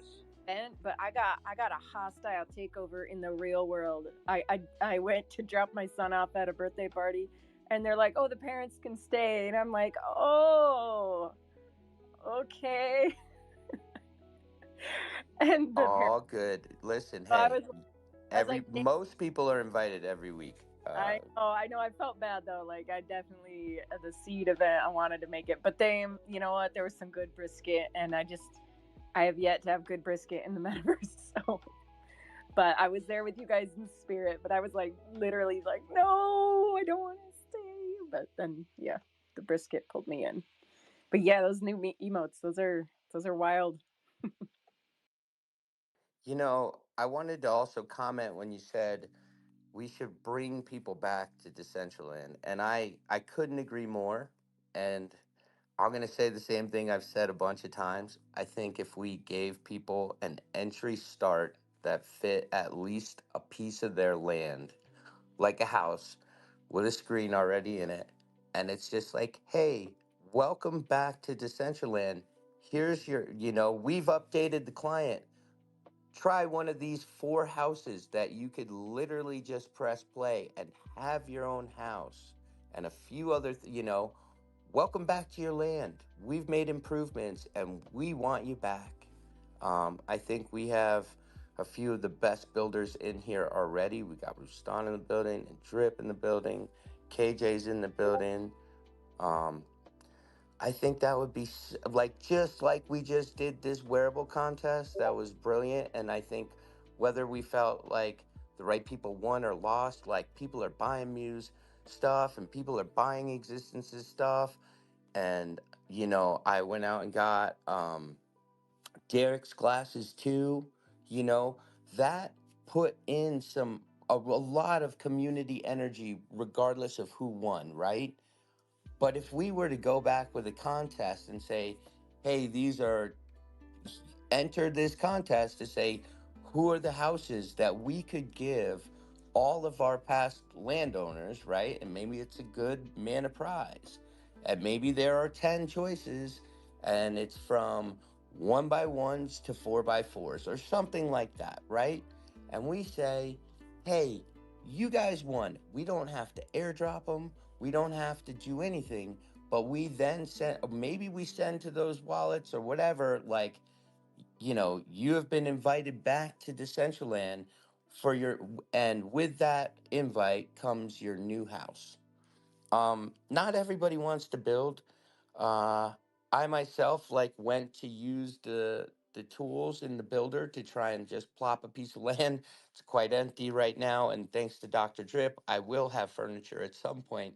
Um, but I think it would be a brilliant way to entice the entire people, and they don't have to have it. It doesn't have to be an airdrop. But if we could get that message across and out to the thousands of people who own land that they have a choice of a free place to have, I think we would find at least a tenth, right? Like if you send a mailer out to 100 people, you expect 10 people to respond, right? In random. And maybe that number is smaller. But if we could start turning the tides that we are trying to welcome back the community, I think it'd be a brilliant way. I like that idea. That is awesome. And I mean, I could almost do that on this parcel, the 9 piece. Like if we made a couple, like if Riston made a 1 piece build and KJ, I would do it, but apparently I'm not a builder. And then have them deployed, and then you could almost shop for it, and then people could look at which one they want. Because if it was just a blend file, and if it was a fully done blend file, leave room for them to add the screen with the basic builder editor tool. That would be really cool. So, God, we need more hours in the day. That 24 hours is not enough. Well, I think me and Sid have been pushing it and pinch lately. Um, the fun thing is too. I mean, we have 500 people by the end. At least take a peek at Decentraland last night. And maybe we didn't have 500 people come, but it's like we're finding ways to keep welcoming people to our place, and it's having its effect. I mean, shout out Pinch who really wrapped his arms around me and said, "Yeah, I'm gonna come roll with you, and I'm gonna be somebody next to you in these different platform, different groups, whether it's the youths or." And just say, yeah, we're doing this together. We're out here. So why don't you come? And we had some incredible people that a lot of people believe in come out last night and come into Decentraland and hang with us. So it does happen.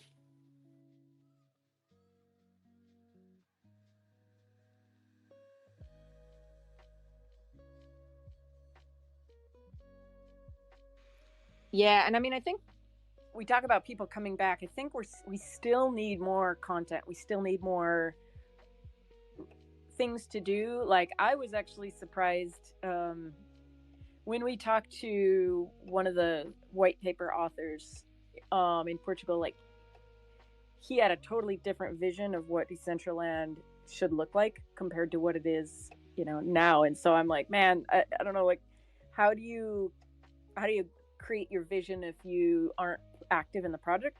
Like, in the project, you can't just, like, it doesn't get there without direction and guidance. And so I'm wondering if he'll come back and be more active to try to, like, push a specific vision that he sees, which I think is a good vision. I think it should be here. He wanted more just like commerce, more I don't know, like the internet in 3D, basically, like banks, financial institutions, different, like, not just parties and parties and parties. And like, it is funny that is what it's evolved into, but that was definitely not his vision.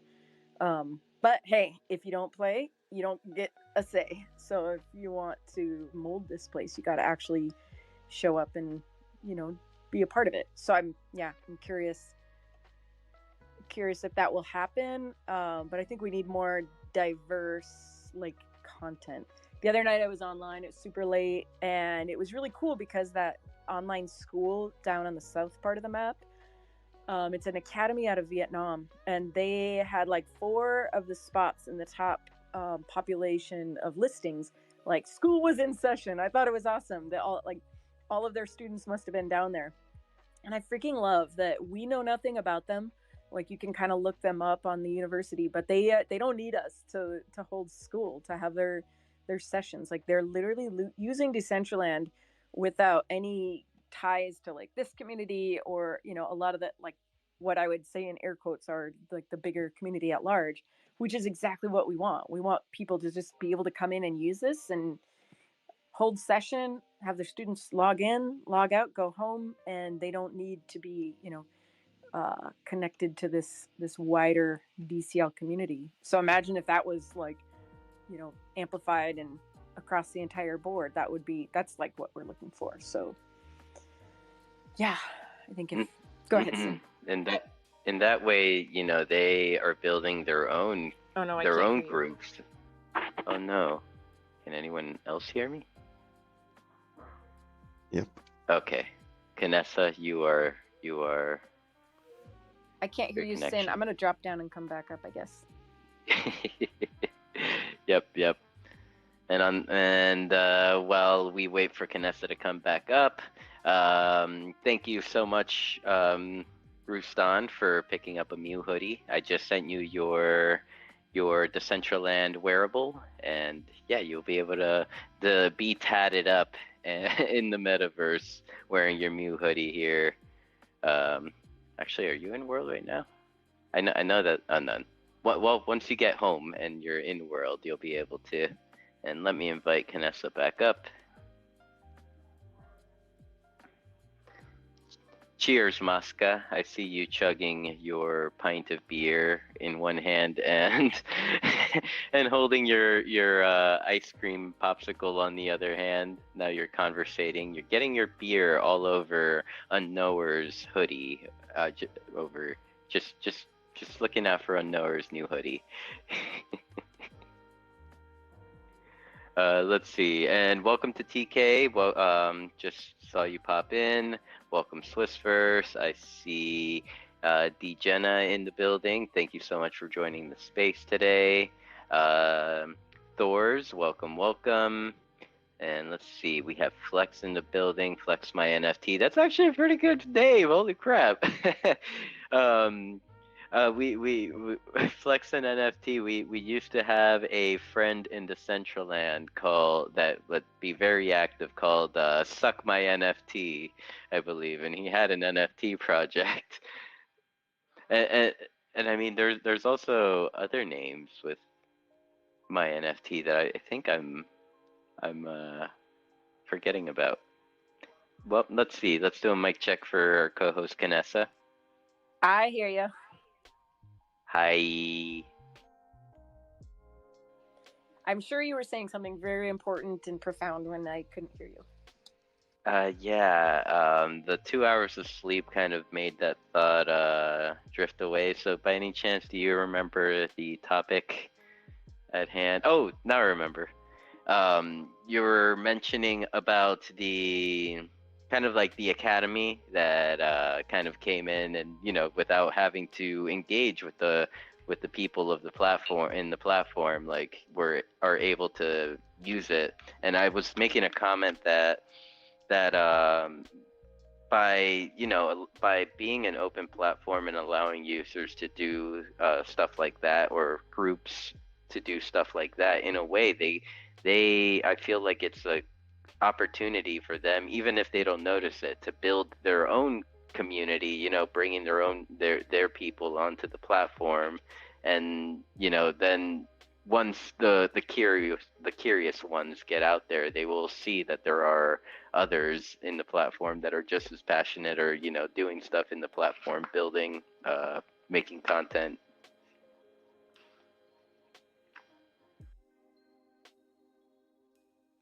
To like push the envelope of like, I feel like maybe we do what we do because it's modeled for us. Like and there's nothing wrong with that.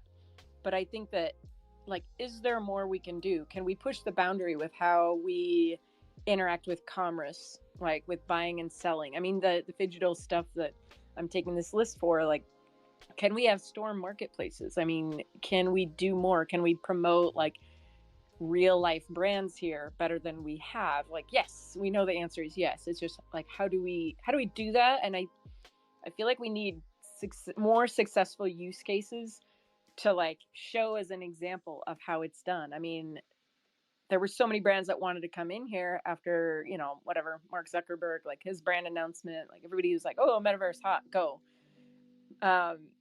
You know, and there were a lot of really good things that happened, and then it kind of slowed down. But that doesn't mean that those weren't good ways to like showcase a brand. I mean, some of the interaction minutes with brands like Benbridge Jewelers, I think, is one that had like way high engagement time.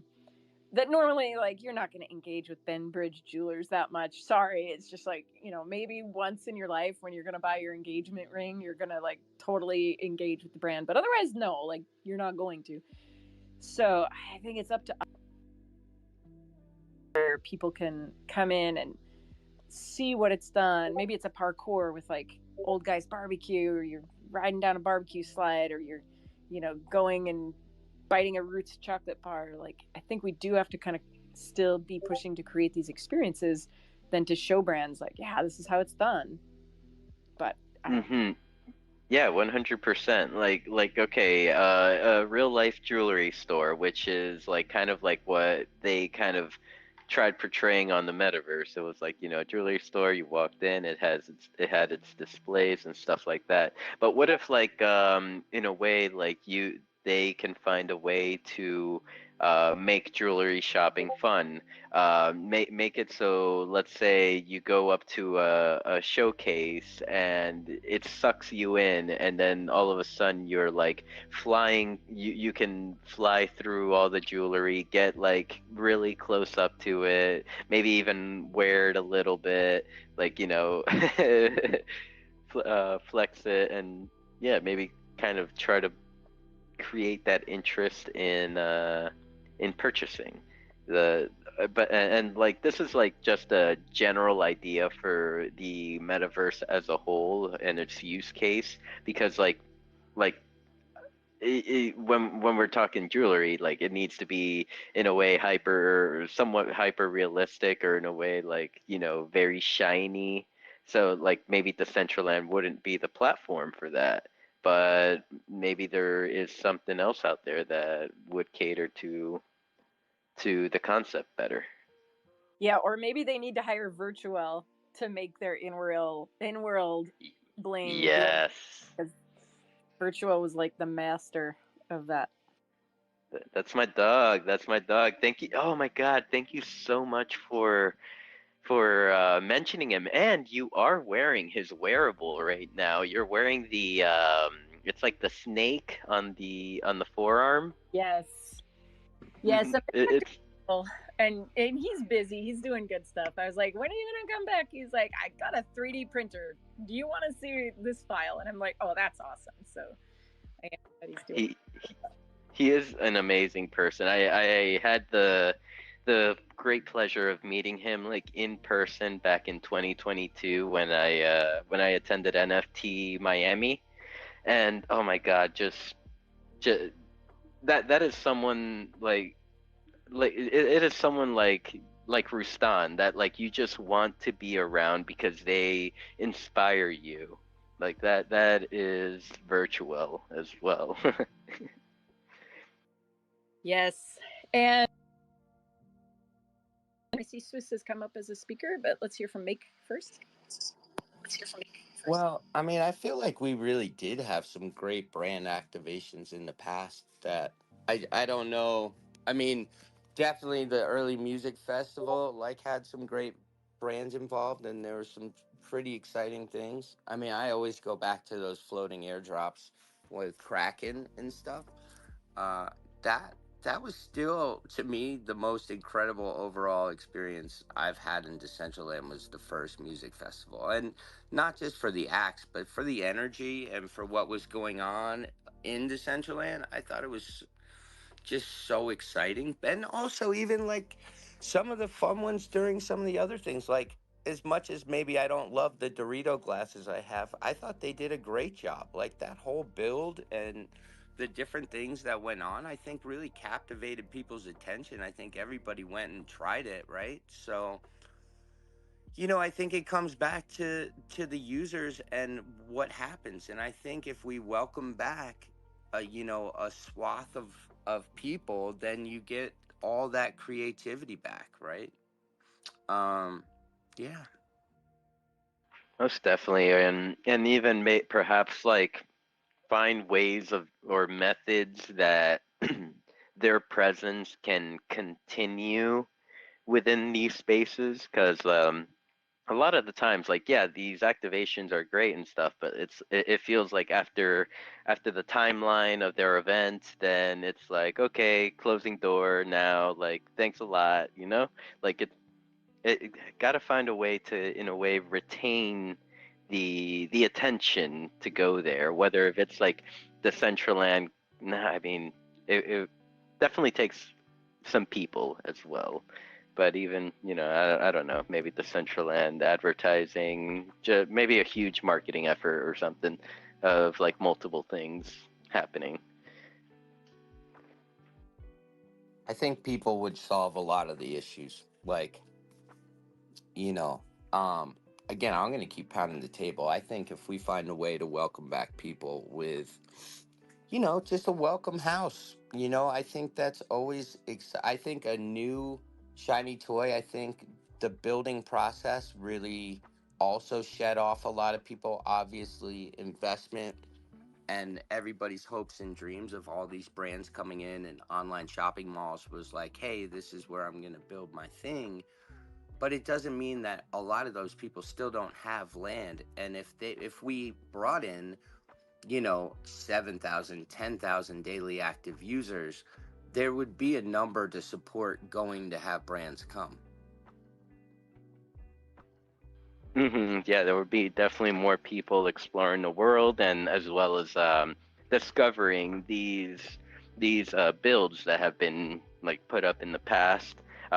Because like they had cool stuff, like going back to the Dorito one, like they had cool stuff, like the beat maker. Remember the little beat making competition that allowed you to like make a beat or whatever, and then I think you were able to upload it, either upload it or could you download it? Trying to think, I can't remember. But and also to your comment about the airdrop coming from the sky, I feel like someone once mentioned to me that the code for those like little packages dropping is in the awesome repository. So if any smart devs out there know how to hook it up, like, who knows, maybe you could have some airdrop gifts falling in your land make one day. I still think that was the coolest thing. Like, I mean, I just thought that's how the metaverse was always going to be in that, in that first music festival. I really think somebody like a SoundCloud or a Beatport, people who are doing things with music and doing it more for the artists and the people and the independents would be great pairings. I mean, especially SoundCloud. It's funny because I kind of faded SoundCloud for, besides like your friends' music, but what they're doing right now, for the independent artist, I think is actually incredible and really aligns with a lot of things we care about. Um, I've been shocked. I definitely have been trying my best to make sure when I play music, I'm doing it in the most ethical way for artists and where possible, contacting them, especially if they are in our community, like Steve Sai, who, by the way, is dropping fucking hella beats right now. So keep it on the lookout. But I really feel like SoundCloud is doing something special. They're evolving, like they're evolving for artists right now. And I could really see them being a great team up for like a music conference, coming up. Yeah, good integration. And Swiss, right now or today we're kind of just chilling. So if like you want to jump in the conversation, feel free to unmute your mic. Or if it's a different topic, then yeah, we can definitely segue into it. Hey guys, no, it's I'm just tuning into the topic you guys pick, and I haven't been here for 2 months, so I thought let me come and bother this space. And it turns out it's not that easy to make a space like this. So you guys got something going on here. Respect. E-commerce and commerce. I mean, this is a crazy thing, right? I think the big issue is that the web browser is just outcompeting every other experience we could imagine. How do you compete with the browser window? Why not just go open the Explorer and do the shopping there? Like how do you solve this? And then the other thing is, are you guys talking about like real world items or are you talking about digital items? And depending on which direction you want to talk about, I think this opens two different rabbit holes, right? Like I don't necessarily see it as very easy to implement real world items into a Decentraland shopping experience unless you provide a browser window in world where you can come in as a character and kind of browse through a browser window in world. I could imagine doing that, like as a social experience, maybe. But if you talk about digital items, there is an opportunity there. But there we compete with the Decentraland marketplace. The Decentraland marketplace competes with OpenSea. We had this issue in the beginning, some of you remember, where you would have different kind of pricings in the DCL marketplace versus OpenSea, and you could kind of go back and forward and even trade between the two different marketplaces, taking into account the different commissions that they would charge. So there was this time before where people were actively kind of trading and arbitraging for L1 wearables. I found this time to be one of the most exciting ones, but then we came into an era where the only digital items that we can kind of integrate into commerce were mostly minted for the first time from the original developers, and then kind of never really resold on the secondary market. I mean, I'm generalizing here, but I would say for the most part. So the secondary commerce never took place. So we never had this experiment. Like, what would it take to, take off your wearables of all of the marketplaces and just sell them in your own building? And how would that look like? But I've said a lot here. Please go ahead. Oh, sorry. I do agree. Like, yeah, definitely integrating some clickable like web browser within the platform, and I think maybe even kind of bringing it all together, like opening up that clickable browser. Which recently a grant did pass for code for a clickable browser. Now it just takes someone to implement it on their land individually, or what I'm hoping is that Foundation will take this code and implement it into the platform itself. I think Pablo's working on that. What's up? Who's working on it? Pablo is Pablo's proposal, and he's already got something working actually. Yep. That's the grant I was referring to. Yep. So I mean, there is, I guess, maybe a possibility on that end. And what I think it was like with the early concepts of companies coming in and trying to sell physical items on the metaverse, I think maybe it was the concept maybe wasn't filled out completely just yet. Like these brands come in, they drop some wearables and stuff. Like what if they like your purchase on Decentraland was good, like made it so you could receive the digital version, and through the clickable browser you're providing your information so that they can send you, or I think I mixed that up. You get the digital version, and then through the clickable browser you provide your information so that they can send you your physical merch or product. I think if you add something like this, that you get a copy as an incentive if you buy it in the metaverse, I think it's a cool idea. I think it's worth trying. I think it's interesting. I didn't think about that. Yeah, like right now, and I'm sorry to talk about it so much, guys. I know like some of you that have been in the space the whole time have heard me maybe say this a million times, but like I recently opened up the Mew merch shop, and what I did was, and this is not my concept by any means. I think I believe Dr. Drip was the first to do it. Like kind of make it so, you know, you could purchase an item through a physical or a online store like Shopify and get airdropped the digital version through your purchase. Of course, like the tech is not built out in the way that I'm doing it. The tech is not built out yet, but I mean, I'm hoping that one day I could have like that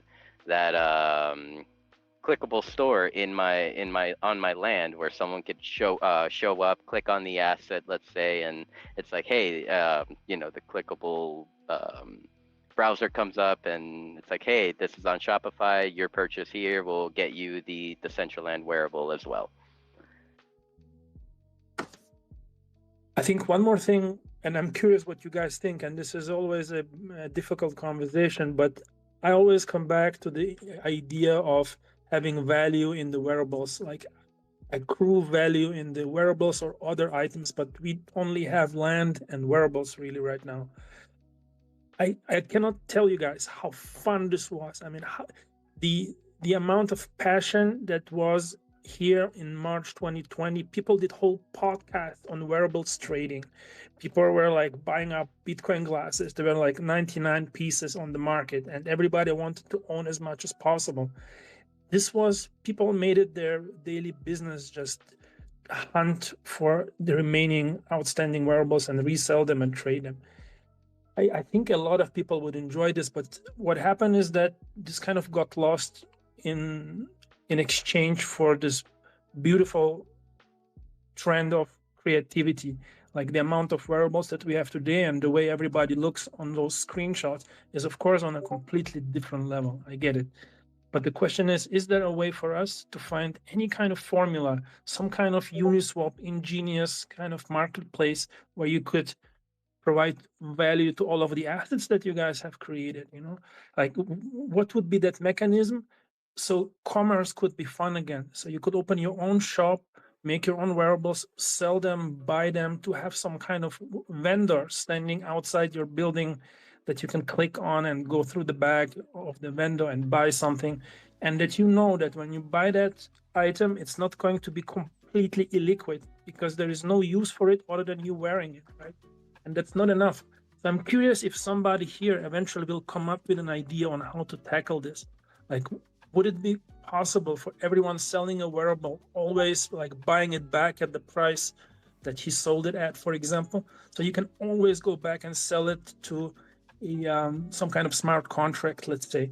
And if you would do this,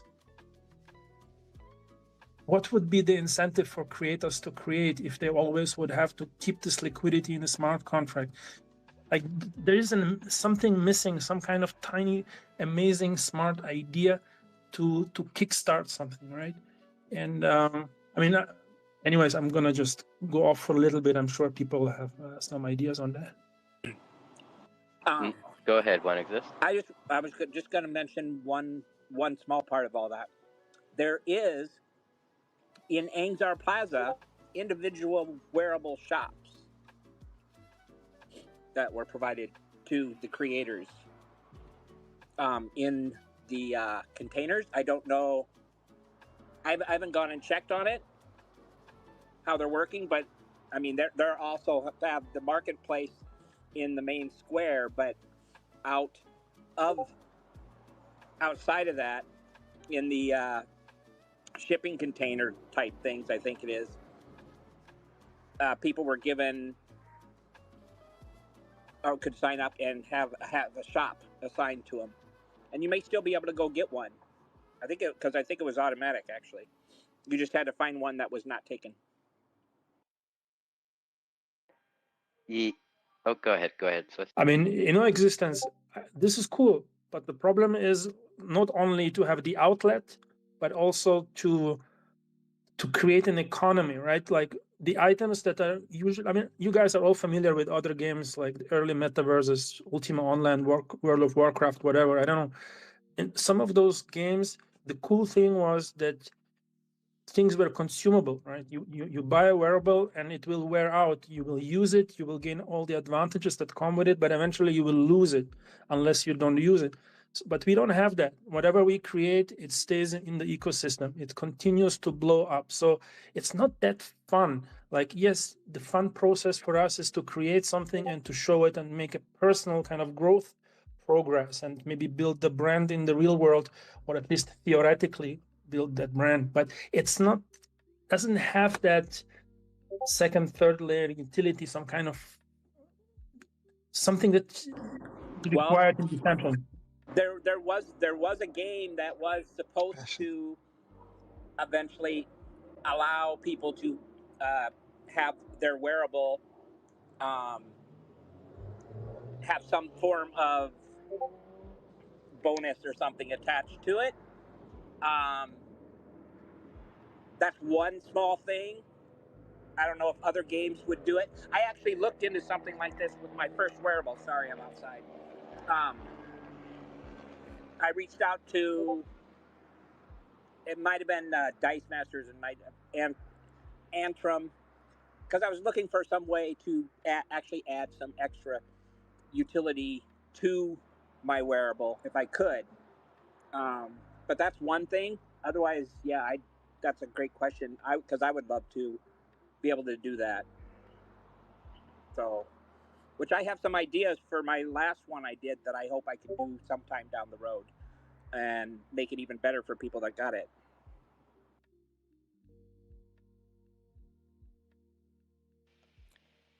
I think Make, you were next, and then Ozzy. All right, Maker.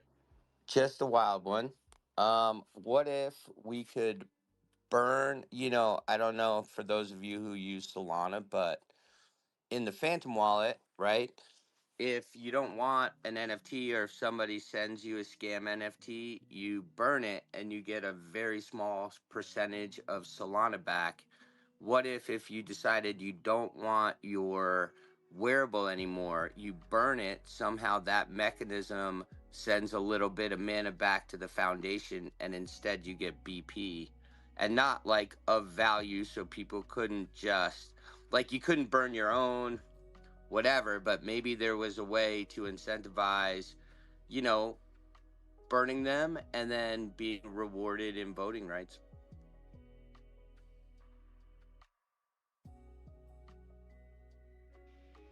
And Ozzy. So, I've been browsing all the latest posts on the forums, trying to get my head around what people haven't quite understood what's going on yet. So I guess try to put a couple of cents here.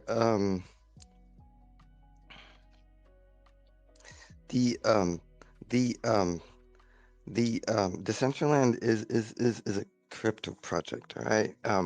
It resulted in the creation of what is no less than a country. And in this country, you can go do a lot of the same things you can do in the real world. And this is, I think, what people are not looking at enough, like inspirations about what is done in the real world. Like, what can you do in Decentraland to do this, and that? Well, what is done in the real world? In the real world, you don't really have like wearables that provide utility, this or that. Like the wearables, like the people go buy clothing in order to because that's fashion. Like the instinct of fashion, the principles of fashion are the drive of this, and there are reasons to do this in Decentraland. There's like live performances where people go and meet their friends and then like have a good time and you want to look nice. And there's this new fashion every week, and that's the drive for the utility of wearables. Really, I think the what's the word? The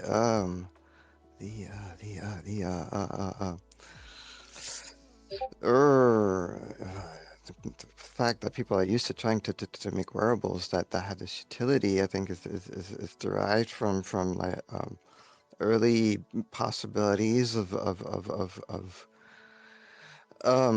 making a living with what the crypto project has provided with this funding that's being released every quarter and everything. And I don't know if it's necessarily the right way of doing things. It's just not the way things are done in the real world. It's obviously not sustainable. Like, people are trying to understand, like, why this is not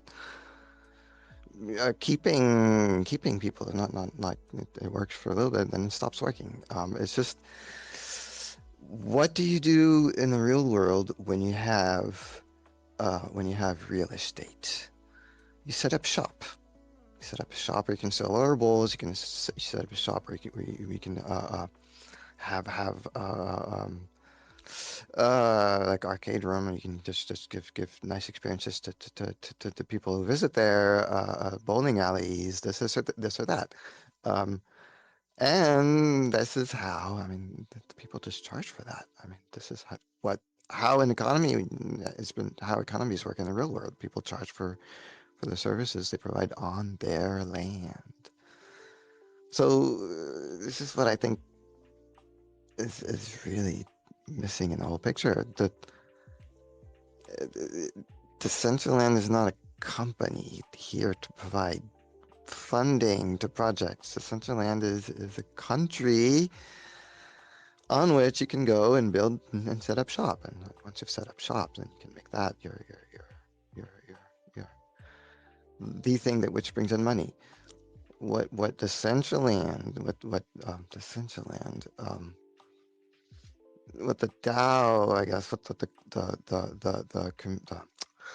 organization of landowners need to do is to make sure that the country still keeps, like, doesn't go in disrepair and everything. It's not a matter of figuring out how the country can provide money to whoever is in the country. Is how the country can provide money to sustain itself and sustain the services which people are going to end up using. Like in the real world, you have the firefighters, you have and all that kind of stuff. It's like the money, the income of the country is not for anything else than that kind of stuff. So yeah, that's what I'm trying to figure out, how to That was a cool analogy. put into words and all these forum posts and everything. So yeah. That was a cool analogy. Thanks. Guys, can I say a couple of things to what Ozzy said? He touched on so many different points, but let's pick up on one or two of those. So one thing I used to think and agree to, but I stopped believing that. Like, I don't compare Decentraland to the real world anymore. And this is, I think, fairly new. Like, for example, a lot of people like me, when we build something, it looks like a building in the real world. And I was thinking, why am I doing this? If I want to, like, we have the freedom not to have to comply with the law of gravity. Why the hell am I insisting of building something that stands on the ground? And for once, we have this liberty to do whatever we want, and then we want to put ourselves into the real world box. I don't think this approach, I mean, it could be an approach, but it doesn't have to be. Also, I think I always said Decentraland is not a game, but I kind of shift away from this. I think you need to give it some kind of subjective angle. You need, like, if I've played Fortnite, I know people don't like this conversation, but I've spent a significant amount of time doing this to understand what's addictive about this. And the fact is that you know exactly what you need to do allows you to actually bond with people much more, because you have one purpose, you have one goal, and there is something to this when you don't make it as a real world, when you provide a set of rules that is different from the real world. And I've been an avid Ultima Online player. I don't know if you guys know this game. It's fairly old. It's been 30 years it's been around. There you have different subworlds that have different rules, different laws, and you come there for different purposes. Like you would have a Genesis city, which is good, where you do commerce, where you trade, where you fight monsters in the environment. And then you would have an identical world where you would be in the bad world. And there you can be robbed, people can steal from you, you can build different skills. And it's just a different type of game, but it looks exactly the same, and you can reach it with a special gemstone. And then you would have, then the game continued to expand and build different kind of areas of the map where the purpose of your existence was different. And this kind of aligns with the Ready Player One idea, right? That you get to do different things, and maybe there is a world that is exactly like the real world, but it doesn't have to be. So, but this kind of went away from the commerce conversation. I don't know if you want to at some point go back to it, but I think we've lost something there that was of value, and it's very difficult to get back to it. Like, what would it take for NFTs to have value again? Like, it's incredible how the land stores value. It's extremely illiquid. Maybe if it will be a 404 NFT, we could actually trade land much more liquidly. But if you look at the prices on the marketplace, they're incredibly high looking at where we are otherwise in the space. I've bought a land for cheap, I would say, but it's still extremely expensive compared to every other project on the planet. So there, the economics somehow still hold on based on God knows what. But otherwise, we don't have any NFTs that hold value. And I think this kind of removes something. Like if in the real world, if you buy a Gucci bag, you know you can go and sell it back. Yes, you lose some money, but you can sell it back. There is a demand and there is value there. In Decentraland, you can't sell it because people just go and mint a new one. And so I just thought, all of you smart people who have been here all the please go ahead. Please go ahead, Ozzy. Please go ahead. The NFTs, the point of NFTs is actually to make them restricted in number. No, if you can, at one point you can't just go and mint another one. That's one of the one of my counter arguments. And also, if I may, I was actually talking about the commerce aspect when I was comparing with the real world. I wasn't trying to say we should do everything that is in the real world. No, not at all. That would be boring. No, I was saying we're trying to figure out how to make money, how to sustain ourselves in this environment. We're trying to figure out what solutions might work, and that's where I'm saying we should turn to the real world and try to see what solutions work for that in the real world. That's all. And so really, that's commerce. I'm gonna just Swiss, I'm gonna just push back a little bit on what you said, that wearables aren't selling and that there's no resale and you could just go and sell it back. And I would say yes for some wearables, but that's not a blanket statement that you can use for all. I know that there is a person in this room, Rustan, who every time he makes a wearable that is a mythic, it sells out because he's built up a reputation that allows him to communicate to his customers that his wearable is going to retain its value. I think we're also in a different ecosystem than we were in March of 2020. If you're making a wearable, then there's 1,000 of them, then yeah, of course, there's too many wearables for the amount of people in the platform. But if you're making a mythic or maybe even an exotic, then it's a different story. So I think it's, you have to be flexible and you have to be like malleable for the amount of clientele that there are right now. I know there's like some shoes that were just released on the marketplace. I had to have them because they're coming with extra utility. There was just another airdrop that came out last night if you had these shoes. I think also I think it's hard to deal with subjective ideas like fun.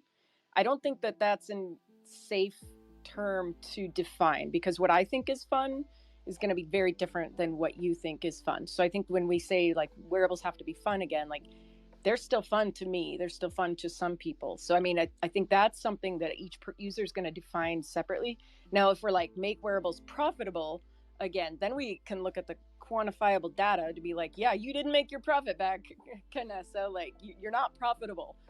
So I don't know. I think fun, we got to let people determine that individually. I think also just looking at, you know, what you said about having utility for wearables, I think that that is the freedom that each user has. Like, you could do that, Swiss. You made a cool build. Maybe you're the one that like creates that on your land, and you make a game or an experience where all of a sudden those wearables have that utility you're asking for. And I think that that's the power of Decentraland, that like it doesn't have to be done like on a foundation level, like a blanket, like all over Decentraland. One person with a good game could do that. I wasn't suggesting to that everybody adheres to what I suggest. Yeah, I'm just I just feel like I do my part to the conversation, add my perspective of how I would see it work, and somebody else adds his, and then a third and a fourth person, and eventually over time, when the right opportunity comes to vote on something, people will have enough information and have gone through the thought process for a long time to realize something is good or something is not good. And I mean, I'm a long time over the idea that I can influence anybody in this space, but I want to speak my mind. And I think a lot of people in this space initially came with a commercial kind of idea. People came here to realize themselves in their careers. Maybe even some people dreamt about leaving their real world jobs behind and maybe build something in the digital space. And this Decentraland opportunity seemed like the place to do it.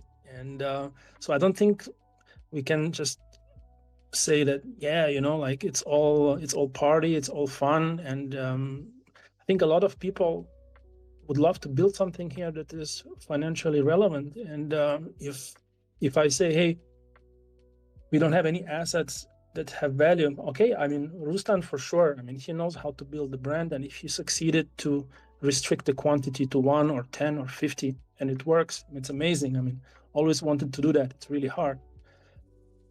But back in the days, in March 2020, the situation was that the wearables were pretty much minted by the foundation, and they controlled the supply. And each wearable was like a land NFT. It had this type of status almost. And then when we decided, hey, let's introduce L2, it allowed everybody to choose the quantities. And we had this discussion back then, and it was a huge infight in the community if this is a good idea or not. And there were other suggestions of introducing an additional rarity type to allow people, if they want to create their own wearable, they could, for example, just create one. This was one of the ideas, right? Like if you want to make your own, create one for you, and you can sell it, and it will be extremely rare. But let's not allow people to create 100, 1,000, or 50,000 wearables at a time. So there was a lot of back and forward. And I just wanted to raise the point that, you know, sometimes maybe we're missing something there. I'm missing something. Maybe nobody else in this chat does. So how do you feel Sure. about Agreed. VRM? How do you feel about Agreed. VRM exports then? Sorry, I missed that. This was kind of cut off. Yeah, sorry. I think. Go ahead, Ozzy. I just want to say that I apologize for any passionate tone I have in my voice. I never am angry when I do that.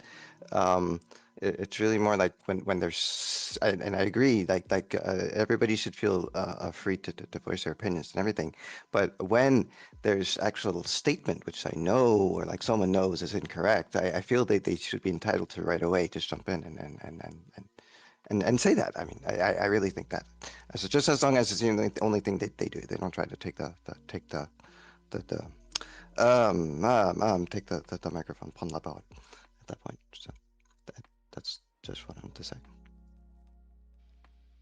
Thank you, Ozzy. And I was just wondering, Swiss, what are your thoughts on the VRM exporter tool?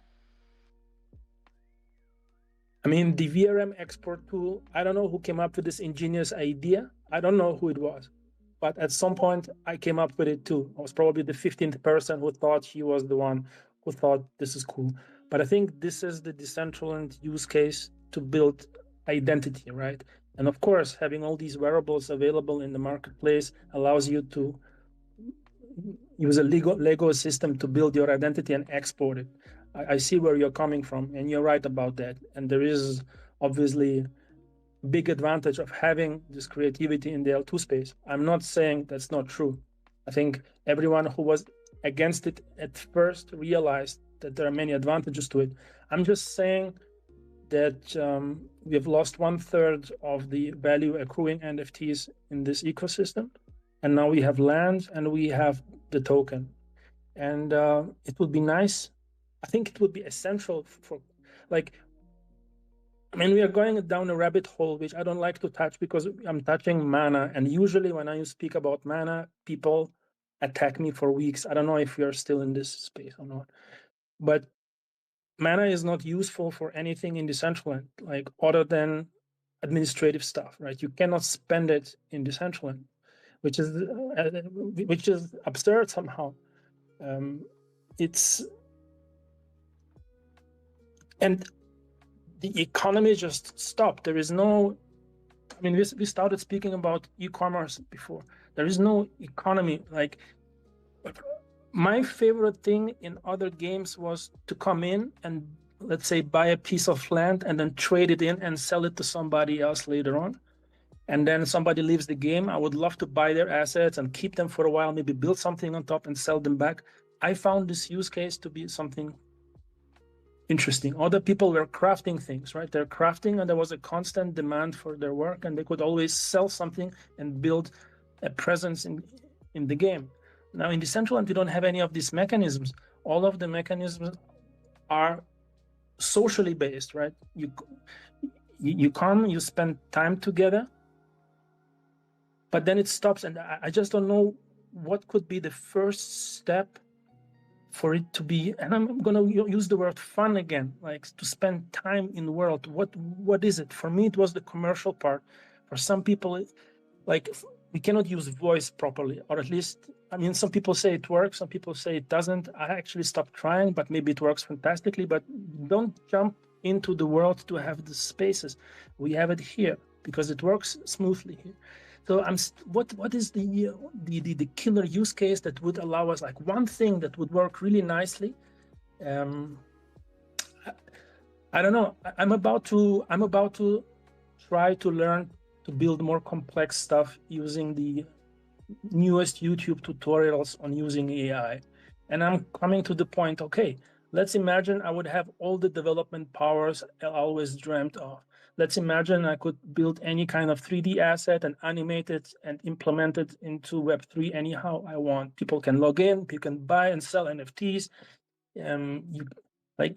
Let's say you have all of these tools. What would you build? And it's not an easy question to answer. I mean, let's say you can sell a wearable in your building. It's not going to change anything. It's not enough, right? It's not advanced enough. But I don't know. I've put a lot of things out there. Guys, say something on this topic, or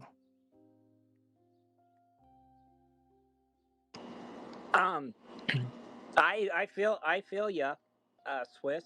I also think though that, as it was stated, and I didn't realize really just how early we still are. You know, we get more people in, you'll probably see a bigger change, because there'll be a lot of new people coming in for those wearables, and you may see a resurgence in that time you're talking about. Unfortunately, until that happens, I don't have the answer of, at all. All you can do is try your best to create something new and unique that people are excited about, I guess, for now. Because and if you think about it, there's all kinds of different. I don't know what you want to call them. You can call them clubs or hobbyists, or, all different things people are interested in that aren't in Decentraland.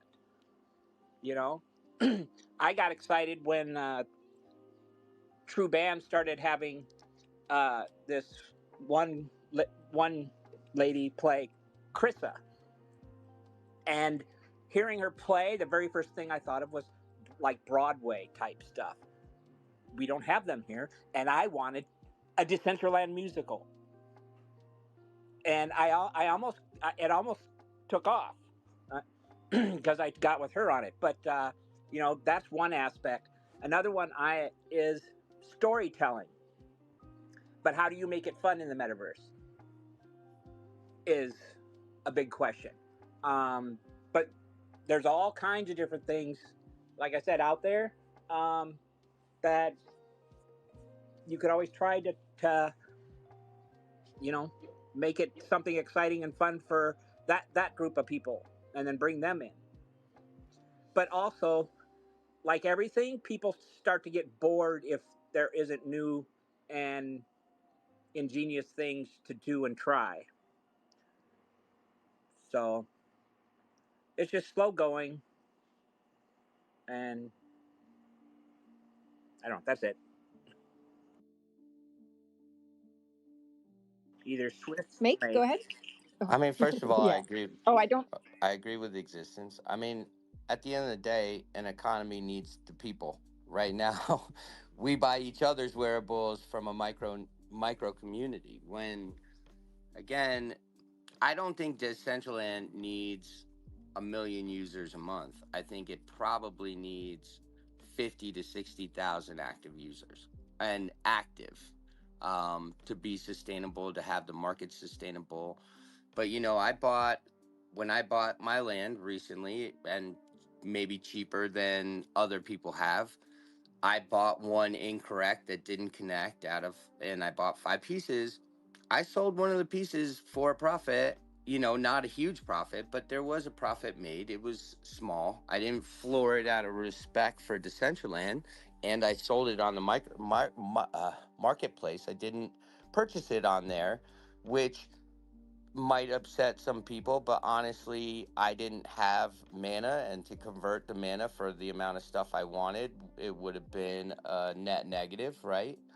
But I turned around and I did sell it on the marketplace. So that's one. If you had 70,000 active users and they were buying different things, at the end of the day, everything has more value. Um, it's just the truth. And if you take a broader brush and you look at, say, the entire NFT market outside of even metaverse, everything's essentially down, almost everything. You've got 2 projects that might be sustainable, but that's even from CryptoPunks all the way down, right? Like, I got a ton of bees. I don't think I'm that positive, and I have a fair amount of Utes, and they're literally killing the project and just doing degods, and then going to a coin. That coin isn't pumping or changing everything. It's like at the end of the day, well, so just to say, you can now burn your utes for DGOD coin, and for DGODs themselves, you can swap them like a 404. Pinch down there has the Juice SLP 20 tokens that split from an NFT to a token. So it's not to say that's not a terrible idea. It's just to look at the entire environment and say we don't have enough users, and that has to be the start of everything. So how do we get the users in? Well, that's why I'm going back to welcoming back the people who already own the land. I mean, I gotta say, I think that has to be, we have to find a way to welcome back the people who invested in the space, and whether that's a house or stuff. I really think that's the first start, because at the end of the day, most 99% of people are not going to write code and even make GLBs. Even if you look at the A Kid Called Beast community, and they are probably one of the most active 3D design, um, kind of creators, it's still only probably 20% of the entire community is actually doing anything creative with their builds. So how do you make it the easiest way to welcome back the people who have already invested and hold, and get in touch with those people. Therefore, it might be an airdrop welcome back, and it would have to be something that was clear, like a clear message, so it wouldn't just go to a hidden folder and destroyed. But if you can find a way to welcome back, what, 5,000 people? How many? Maybe I don't. 10,000 people? How do you turn those 10,000 people into 100,000 or at least 70,000 active users? My guess is somewhere between 70,000 to 100,000 active users, and that's like once a week in Decentraland would turn this economy around. Well, and I would say, like imagine if you're going to have a party at your house.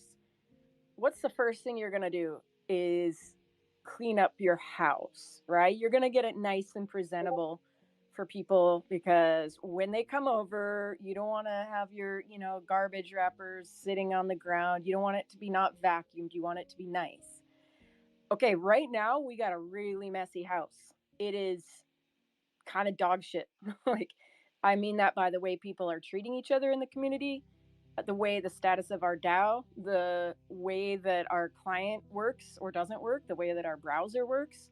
Like, I don't think we need to throw a party right now. We do not need to be bringing people into our dirty house. We need to clean this shit up, and then maybe we could talk about that. Like, I think just a second, Ozzy, I'll let you go after me. We need to decide, like, what is the most important thing right now? Is it making, it a good ecosystem for wearables? Or is it growing the fuck up so that we actually are conducting ourselves as like a real metaverse? Because the things that I've been seeing in the last week are like, nope, we're not there, kids. I mean, if we're going to play in the sandbox, let's just play in the sandbox. But I would prefer that we would see it as a little bit more professional than that. I mean, we can't even make changes without things getting like lies getting thrown out there, people getting messy. So I don't know. I don't have a lot of hope that this is the right thing. Like what I would love to see a lot more change before we start inviting people into our house. Because like, look at the YouTube video that was made about a month ago. What did they do? They walked into a Discord, DAO Discord or Decentraland Discord. They looked at the one conversation going on. They made a negative YouTube video about it. So now guess what? That's getting like, people love click hate, right? And so I think we got a lot of work to do before we open the doors to bring people back in. Ozzy, you were going to speak, and then Make and Swiss put their hands up. So Ozzy, I'll pass it to you. And then I think it might have been Make and then Swiss. I apologize if I'm not going in the correct order. Sometimes when people pop up in the speaker, it messes it up for me. Go ahead, Ozzy. No, once again, I was just commenting. I was saying here to what you're saying. Like, we need to fix the place. We need to fix the SDK. Yeah, I mean, there's a, like, each one of us is going to have the priority point of like, yeah, this is the most important thing, or this is the most important thing. And like right now, actually, we got a lot of stuff at once on our plate. Thank you, Here, Ozzy. here. Thank you. Make? Well, I do have a touchy subject to bring up.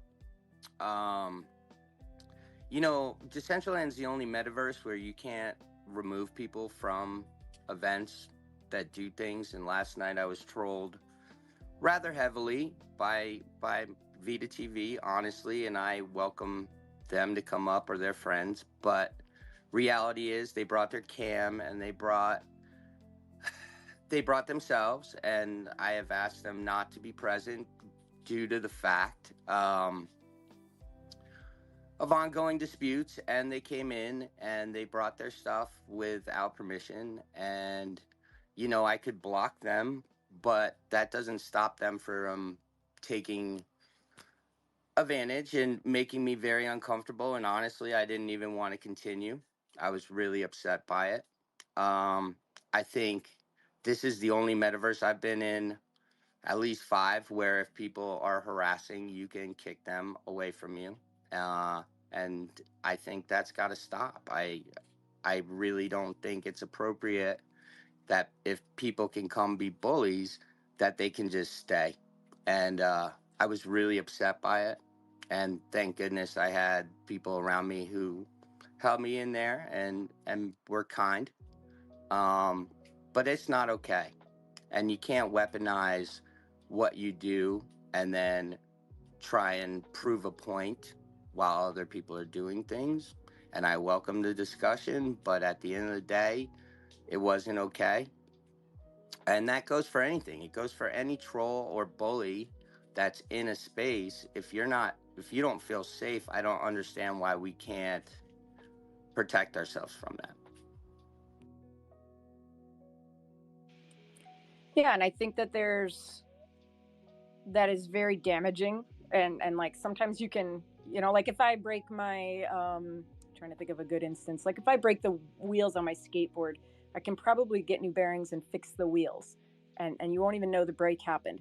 But sometimes, like if I break a ceramic mug, I can glue that shit back together, but I can't take away the damage caused. And I know this week, like something really damaging was done. Somebody made a rumor that the people that went to the Portugal summit had to sign an NDA, a non-disclosure agreement, which when you think about the damage of that is totally untrue.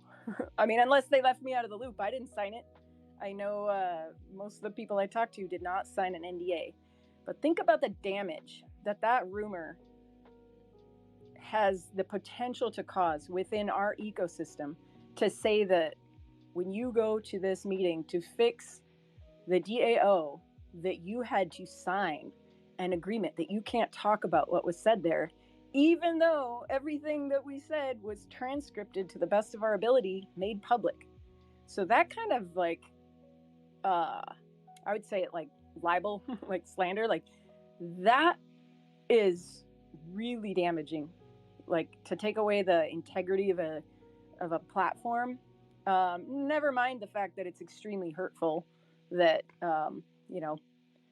that rumor is started. I mean, I don't know what the good is coming. I'm trying to like see how could that have been good for somebody to decide to make that up. And yeah, the rumor mill is full of beautiful rumors about the DAO. I invite anybody. There's been one person who's gone into my DMs asking if it's true or not. So I think we got a lot of work to do, and that kind of stuff. I mean, it doesn't have to stop. Keep going, but that's the vase that you can't patch back together when you just make up straight up lies. I just don't really understand why we can't remove people from events. Like, honestly, like, in alt space, if people came too close to other people, you could throw them out of your space. You could block people in spatial and remove them from your space. And it's sad that if I feel bullied or if somebody, like personally, I go to different places every week. And There are if two that's ways to do it. Well, I'm gonna investigate because yesterday I felt bullied and I felt like If you go to weaponized. the DAO, you'll see peanut butter provided one of those. Just FYI. Well, and the sad part is I feel like I have to really just go to my own land and then make a user agreement when you enter that says, "Hey, don't be a dick, or you're gonna leave." But at the end of the day, let's say we're talking about kids and people are just trolling kids. We shouldn't just have a block button. There should be a remove button, like in every other platform that's out there that I know of. If people are being dicks, you can remove them. And it's not okay. Well, I was part of the group that tried to get a mute avatar project going when one of our friends was being harassed, and it was interesting to see the different ways that we tried to come up with, like how can you make it so that it doesn't impede on another user's experience. And I mean, I think we had good ideas. The foundation implemented like a tenth of what we wanted, and then that's that. So I would love to keep that conversation going, because I know some of the events that I was at for big brands, like one person in chat trying to ruin it for everybody else can be pretty hard. And a brand isn't going to know all the ins and outs of like, oh, well, you could just block them or do this and that. Like it, I don't know. Is that the price we pay for decentralization? Is that decentralized? Like, does our reach go that far? I mean, I don't know. At what Do we point not do does we? decentralization also allow people to exist and spew whatever they feel like? I mean, and it's not just me. I've seen it in other places when people just come and troll. Like, there has to be some set of tools involved to protect other people, or if people are unwelcome, then so be it. Like, at the end of the day, you could still be decentralized and not let somebody come in your door. Well, the protocol is decentralized. The platform is not necessarily. The protocol, the smart contracts. Like, we have to stop saying decentralized, decentralized, decentralized. Like, we use that term too much. And some people want like total censorship. Some people want like mild. I mean, we can't cherry pick what parts of this are decentralized, what parts are centralized. Swiss, you've had your hand up. Let's pass it to you. I mean, you're probably not surprised. I forgot what I wanted to say like 15 minutes ago, but I was deeply into what you guys were saying, because I usually worry about what's going on with me and never listen that much to like what people suffer with in Decentraland. But like when I tune in, I mean, I understand you guys. Like, I think on your own land that you own, and if we have NFTs that prove ownership on the blockchain, you should be able to set the rules, but only within that constraints. And if you are being harassed in 00 Genesis Plaza, you probably will have to take it, unless it's some major kind of racist stuff that we had at the top of the bull market. If you guys remember, there was a lot going on in that space. And it raised a lot of discussions on what's okay, what names are okay to register, what not, and all of that. But on your own land, to have proper moderation tools, I mean, there must be a technical reason why it's a problem. It cannot be a logical reason. So if this is technically possible, it's a must. Because even as a business, if you buy, let's say, 9 pieces of land, you want to have some basic moderation tool on this. And on top of that, I also think, and I'm just going to mix in some of the stuff that I wanted to say before. Like, if you want to have on your own land full control of what's going on there, I would love to have audio conversations isolated on my land. Like, on my land, everybody who is there, we can speak through the mic and with the headphones. And as soon as you get out of that land, you're back to normal chat. Did Swiss rug, or did I? I don't know. I can still hear it. I can hear him, but my little mic was kind of wonky when I tried to do it. Can you go ahead, Swiss? Can you say something? Can you hear me, guys? Are you? Yeah. And hear Swiss? It's mixed. I think some people don't hear me. Let me go back out and come back in. Yeah, last week it happened over and over again. So yay, Twitter. Okay. While he does that, I don't think I hear anyone. Can you hear me, Sven? Oh no.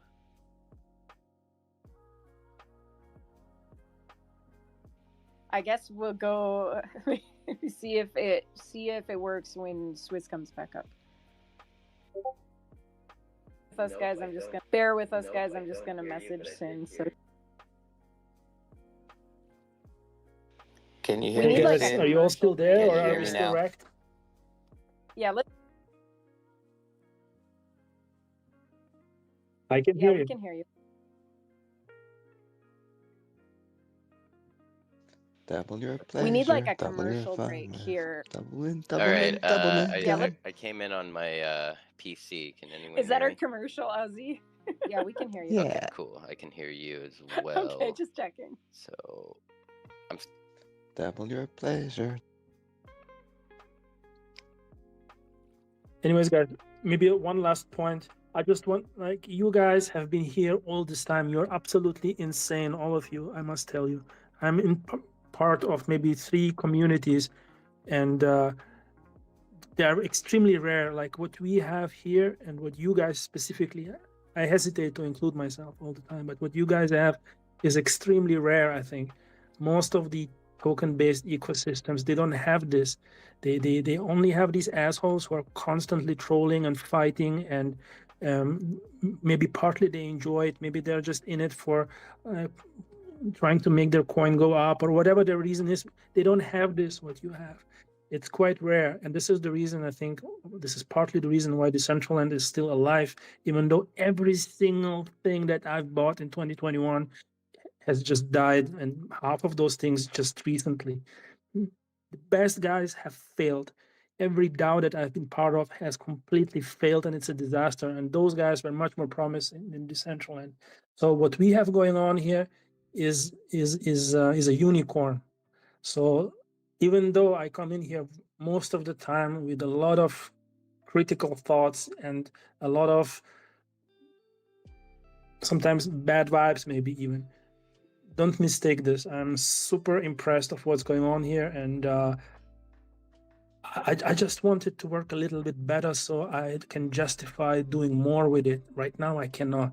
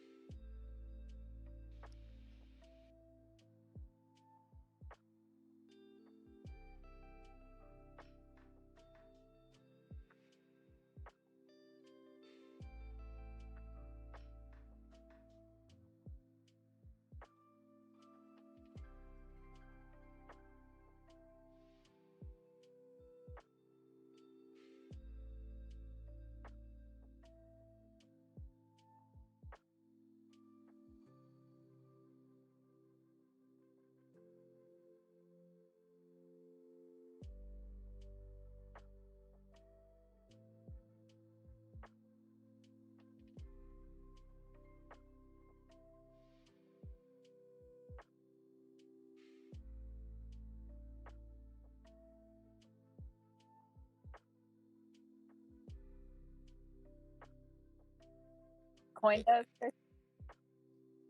Or, yeah.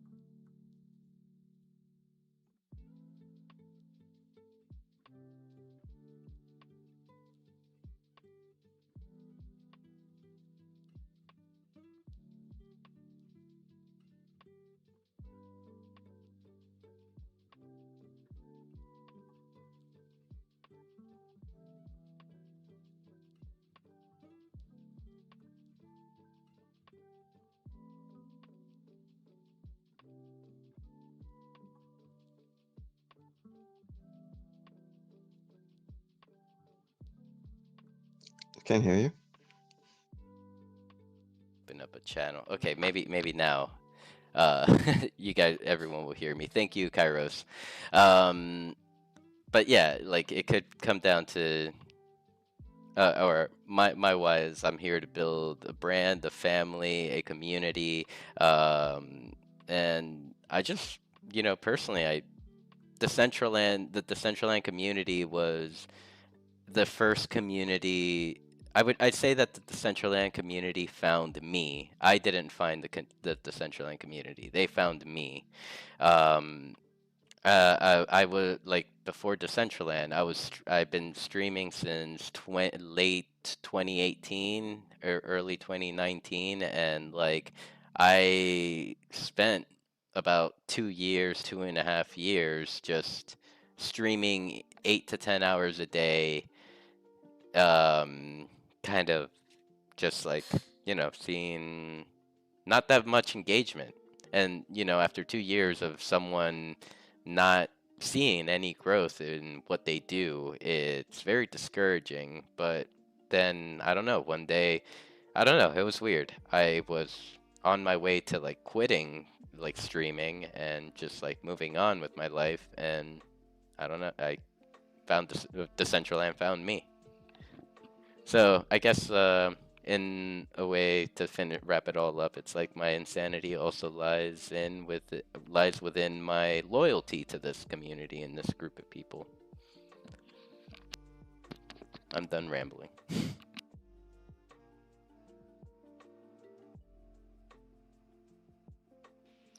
Let's see. Ozzy, One Exist. You guys got a thumb wrestle. Who had their hand up first? Well, I want to play something. So if you got something real quick you want to add to that, go ahead, Ozzy. Yeah, it's pretty quick. When I found Decentraland, I thought it was pretty broken. But the fact that it was still in existence at that point really showed that there's definitely something to it. And to echo Sinful's comment, yeah, I guess it takes insanity to be able to see the gold under this Web3 ore. And then just technical details. It is possible one to do pretty much like a lot of stuff in your scene, and so it's possible to teleport like anybody based on their public key. And so just like making a bouncer for your scene is pretty trivial. There's actually examples in the GitHub. And even like in Genesis Plaza, there's this new feature. You can just block someone and they completely disappear from your view. Which I think is actually a bit too much, because then you don't get any more information about whether that person is actually there and all that. And so I'll be able to comment about that and all that. But yeah, those features. So I'm gonna just jump in there and disagree, saying blocking solves the issue because they just disappear. Because if you're doing an event or whatever, they can still sit there and ruin stuff for other people, and not everybody knows what's going on. Sure. One, so that's But A, then and at that two, point, and if it's in your scene, then you have the control of actually teleporting them out at any point. well, and therein lies, I guess, my personal issue with it. Like, I am doing my best to go to other people's places and celebrate what Decentraland is, and it would be a really sad day if I have to go only to my land to make sure that the people and myself feel safe and comfortable. And the only place I could do that is my own personal land. That's a bummer. Well, yeah, hopefully Uh, the events you go to, you're in good enough terms with the actual organizer of the event that they would recognize the person needs booting from that event just as much. I almost think that it comes down Yeah, I more mean, to to a further the comment, to weaponize what you do as a show of force is disgusting. It's not a matter of show of force; it's a matter of defense. I mean, if the person is indeed there ruining the event for everybody, that's what you do. You just boot them out. And you can't complain that you can't do it, and then start complaining that it's a show of force of actually doing it. No. I What I I'm very specifically what I'm saying is, if you come in with your cam and your stuff and you're a streamer and you know I'm personally opposed to it, and for you to be there and you bring your cameras and all your stuff to show that you could do whatever you want in the space, that is bullying. It's aggressive, and I won't tolerate it, and I plan to stand up for myself with it. Right, makes sense. Yeah, I think what Meg is trying to get at more is the side of things where it comes to protecting your own content. Um, from it being restreamed into other locations that are not, or like channels that are not the creators' channels. Is that correct? I mean, that's just one part of it. I mean, I'd say again, when you've been asked not to do something and you come to say, hey, you can't stop us, And yeah, obviously they did display the content. They took out what they believed to be the licensed part by removing the music. But at the end of the day, it was done as a show of force and a show that they believe that in Decentraland, they could do whatever they want. And it's not okay.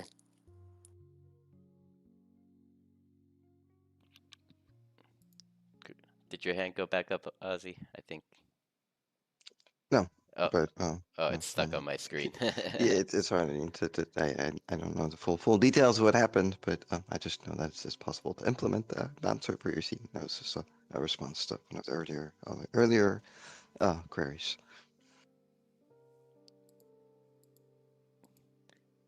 Yeah. Well, as far as bouncer goes, I think Make is more hinting towards a universal bouncer opposed to it being kind of based off the individual land and up to the developer to implement these tools. I mean, there's not another metaverse I've been to that you can't remove somebody regardless whose land it is, like ever. And that goes all the way back to Old Space. And so if somebody feels bullied or threatened and they kick them, there is a time limit or a reporting limit, but it is there for people's safety.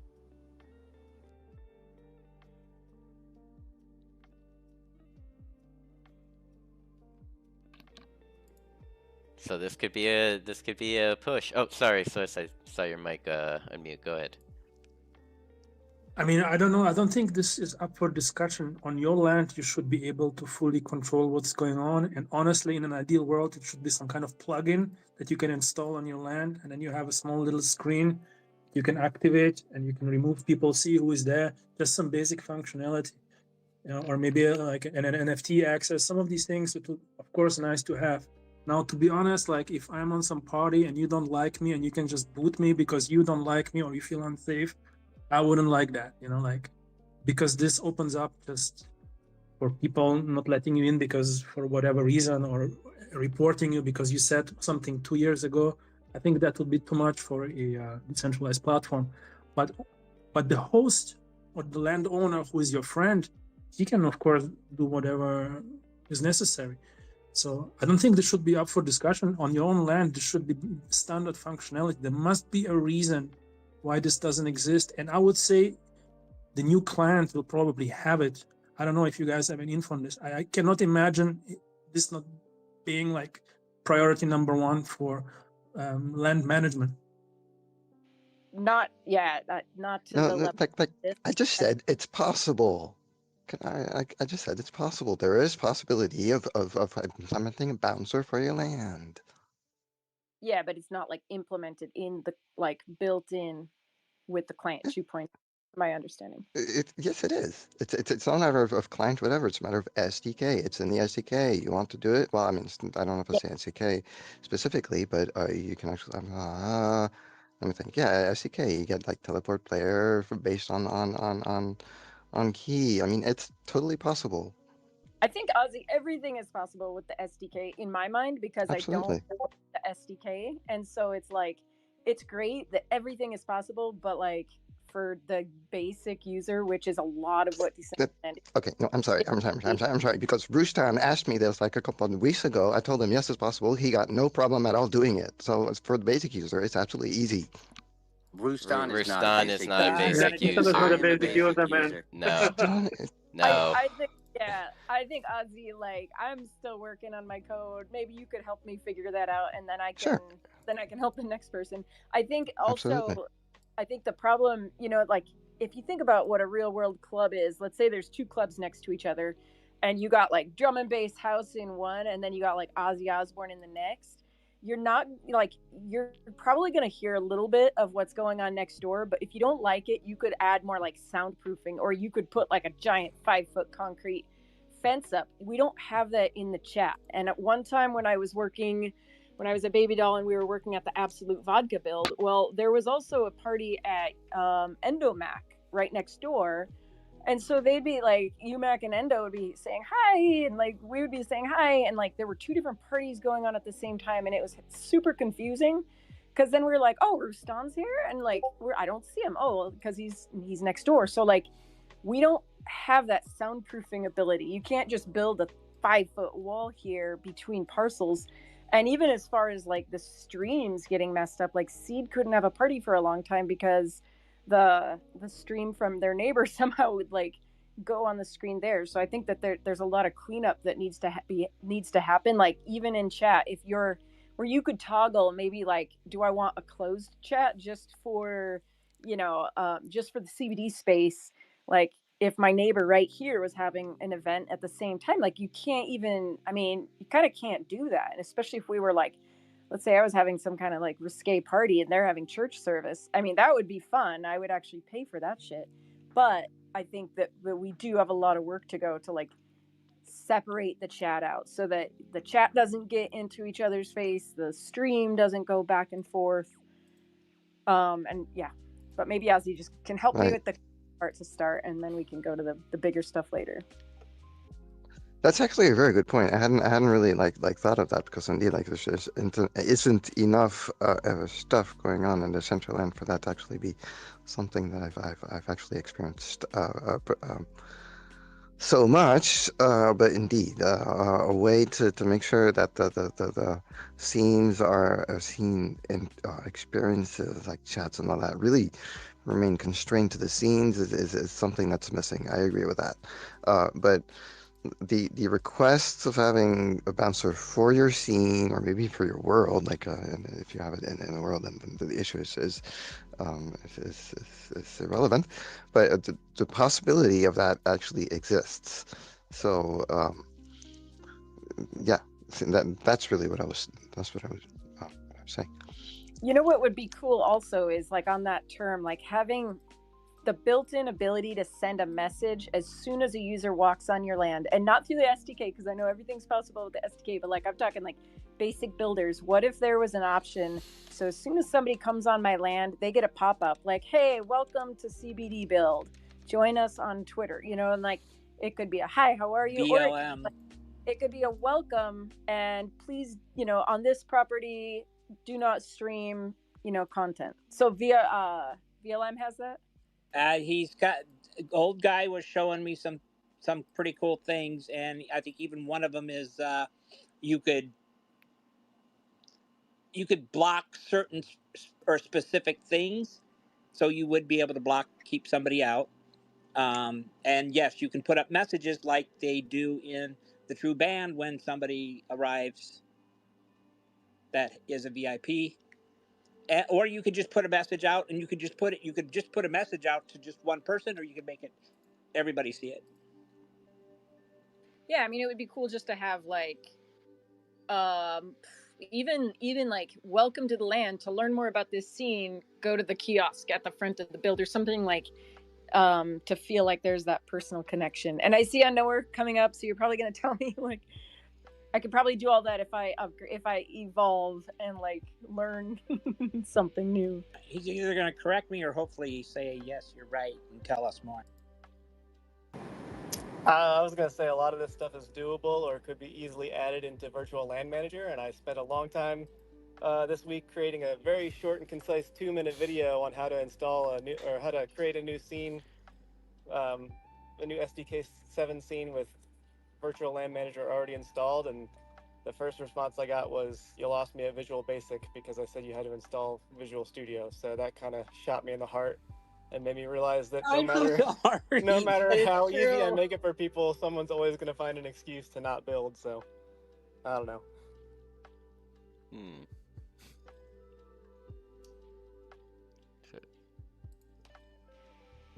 I need baby steps. I don't know. I guess in my mind, like if you can install the Decentraland client, you can install Visual Studio. It's literally just a text editor. Well, I will do that. I will do that, because I also haven't. I think I tried it at the beginning and I haven't since then. But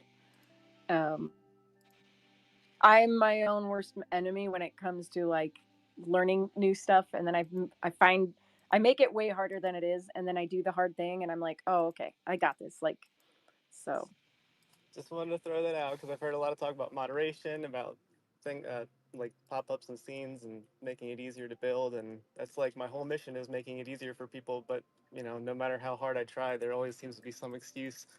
I was just talking to Rustan, like, if I create a way for people to just deploy a virtual land manager enabled scene right from the website, then the excuse will be, well, I still can't control it in world, and then I'll make an in world heads up display kind of thing so you can move everything around in world, and then the excuse will be like, well, I don't want to go to an external website to set that up. And I don't know, there's always going to be some excuse, and I guess those are not the people that I'm personally building for. But yeah, just my perspective is like someone who's trying their best to make these things easier, and my grant ran out like a year ago, so I'm just doing it out of the kindness of my heart at this point. I mean, guys who are developing, I think they do not necessarily will ever understand how it is for somebody who has never touched any of this stuff, how foreign that stuff is, and how even if you give them the perfect tutorial step by step, they will eventually get stuck because they use a Windows machine or not Apple, and something is slightly incompatible, and there is some config file that you don't know that you need to change one variable, and they will get stuck on this and they will never touch it again. For guys who are built different, who are devs, who intuitively figure out what the problem is, who are crazy problem solvers, for them this is not an issue. This is just a bit of a pivot, 15 extra minutes and one search and maybe a little bit of AI, and they figure it out. For everybody else, it's like a total stop, and you will Like the average normie out there who won't even figure Yeah. out any of this. The level of Most difficulty. customer support themselves don't even know why transactions got stuck. So no, it's not that easy. But I agree, it's eventually possible to figure it out. So how about, I'm sorry to cut you up, but how about platforms like Hyperfy, which, drag item drop into world, you can build with your friends simultaneously, everything. Yeah, you could put it all together, or Nifty Island with its terraforming and all the stuff that you can add to it. Of course, I know it's not perfect, but yeah, my biggest example would be Hyperfy, a no-code solution to adding these features and stuff like that. But bro, even in Hyperfy, if you want to go one step further and you have to put in some kind of developer environment with Node.js, I don't know what, this is a different level of problem. You guys are like, I don't know, are really confuses like what's going on this planet. I'm sorry, dude, man. Like, people are not like, I mean, using a UI of MetaMask is a different planet than figuring out what even Node.js is. What the hell is that? Even though it's not that difficult once you start understanding, once you spend enough time with it. But once you've passed that threshold, you cannot go back. You cannot understand what it is not to have passed this threshold, and you just don't have access to the troubles of the regular people, man. What we're talking about originally was getting requirements, like figuring out what the requirements are. Is like in the professional world that's actually like one of the first things to do. You really want to make sure you understand what the requirements are before starting any kind of work. And yeah, getting requirements out of users who don't really know how the thing works is one of the hardest things to do, for sure. And you can't tell me downloading an application is the same as doing it in Visual Basic. And I've played with Visual Basic.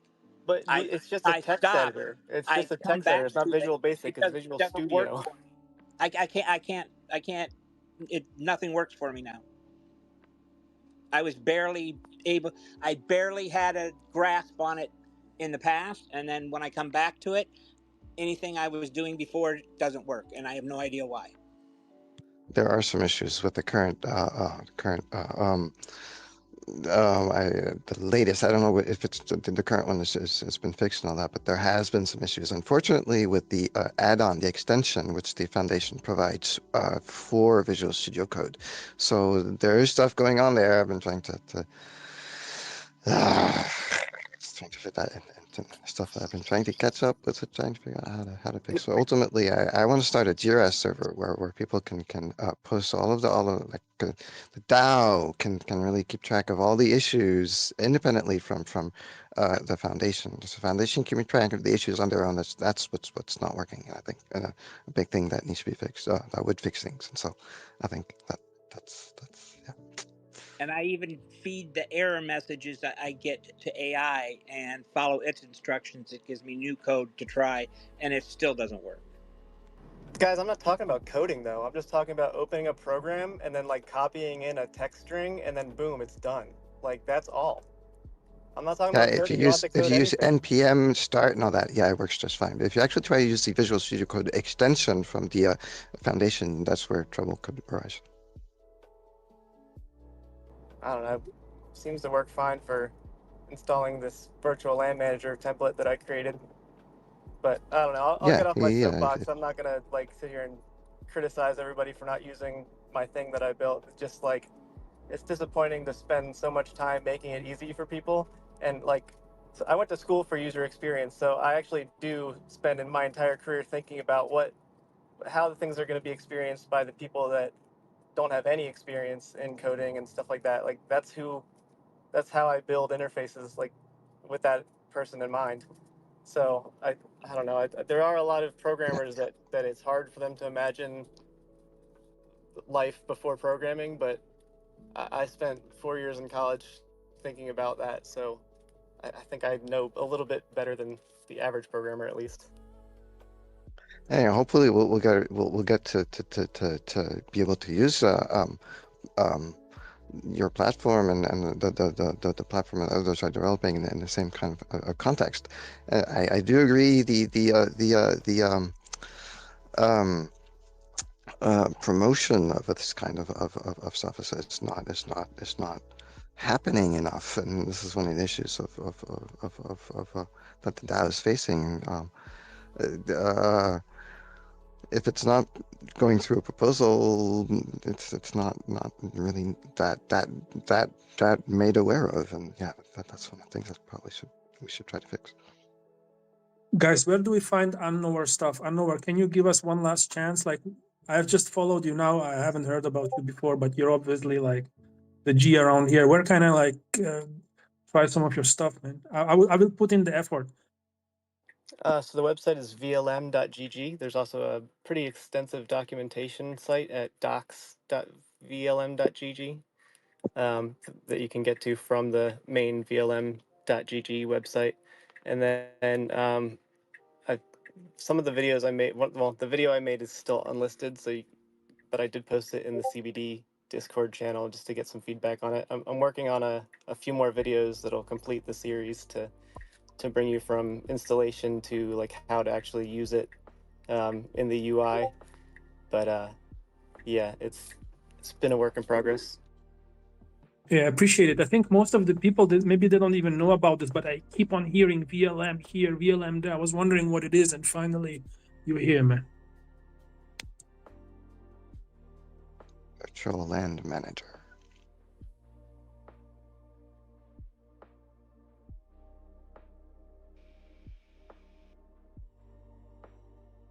I'll just say, Honor, that most people are intimidated by code. You know, like I've tried to dabble, but the second you start putting strings involved instead of dropping in furniture or doing things, people don't want to do it. It goes all the way back to my base point. But you can copy a link into a web browser, right? I mean, I can, but most people don't want to do that when they go to put in furniture or build a But house. They just that's just it's setting it just up the the first truth. time.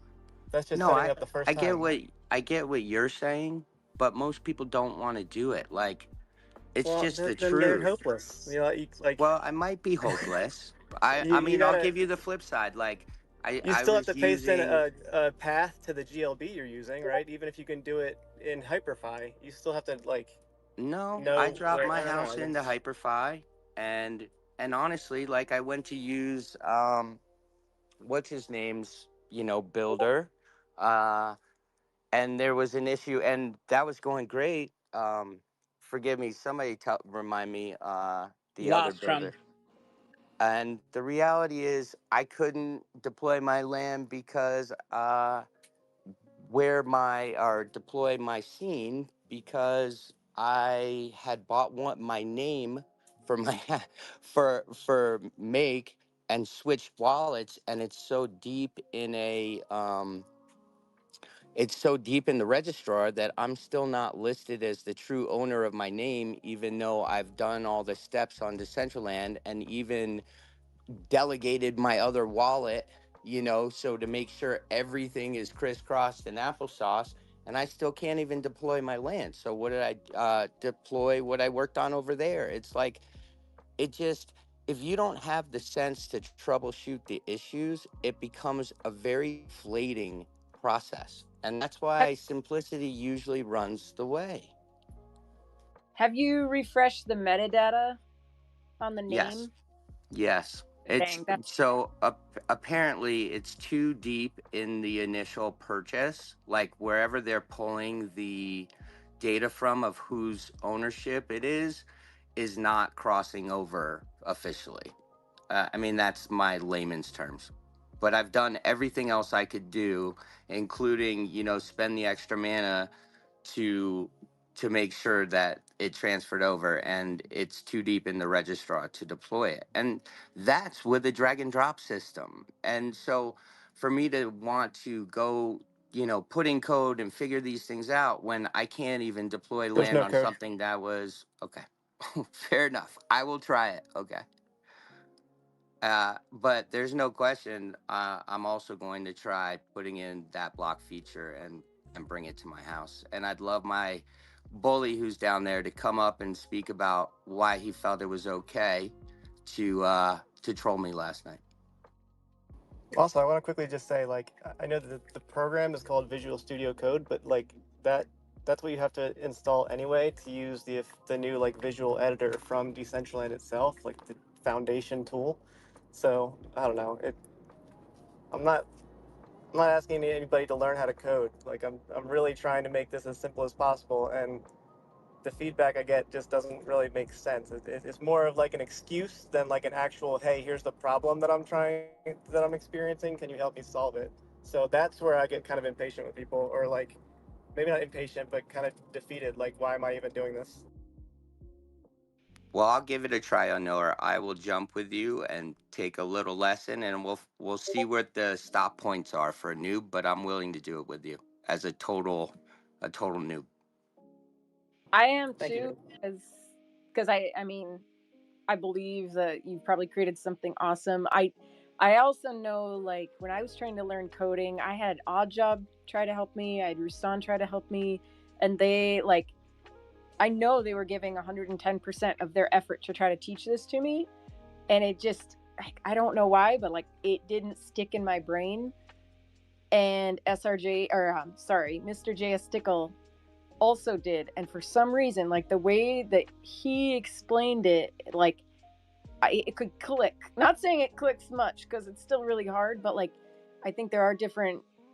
Like I'm a teacher, right? So I always have to bring it back to stupid teaching. Like, but there are different learning styles, and sometimes it just takes like just like a I don't know, like a different way of being explained. But I don't think I've gone that far with VLM, and so I yeah. totally agree. Actually, that's why I have like written documentation, and now I'm doing the videos, and I'm like willing to sit with anybody who needs like an in-person instruction kind of thing. But yeah, I've actually not had many people even reach out to get Uh, help with any of that. I I've, have, I've heard more excuses than anything.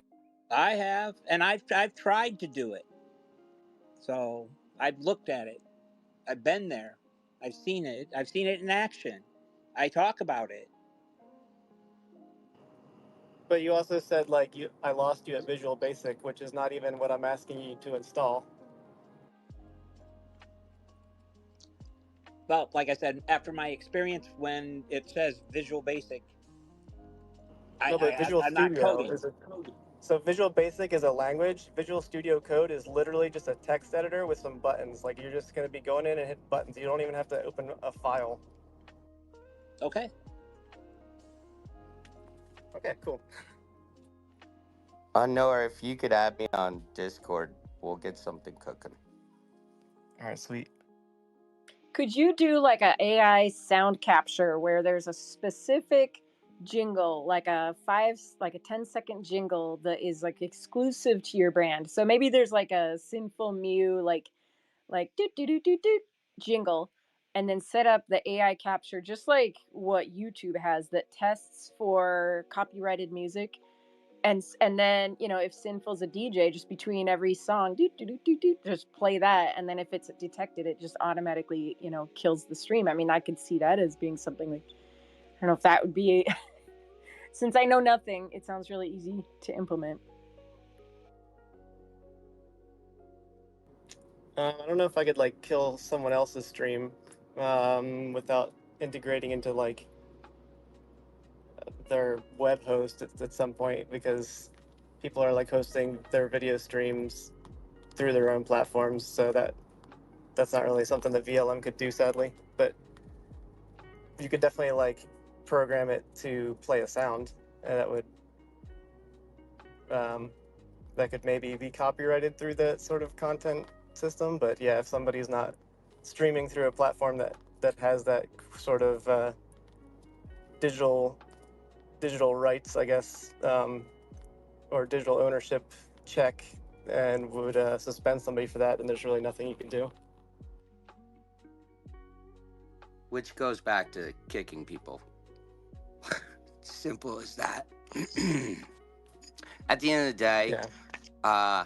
I think most people here feel that when somebody is actively coming into, you know, to be defensive, you should be able to protect yourself. And if that means I have to bring it to my land, I have done what is necessary to make sure my content is licensed all the way to ASCAP, and so I will keep defending myself.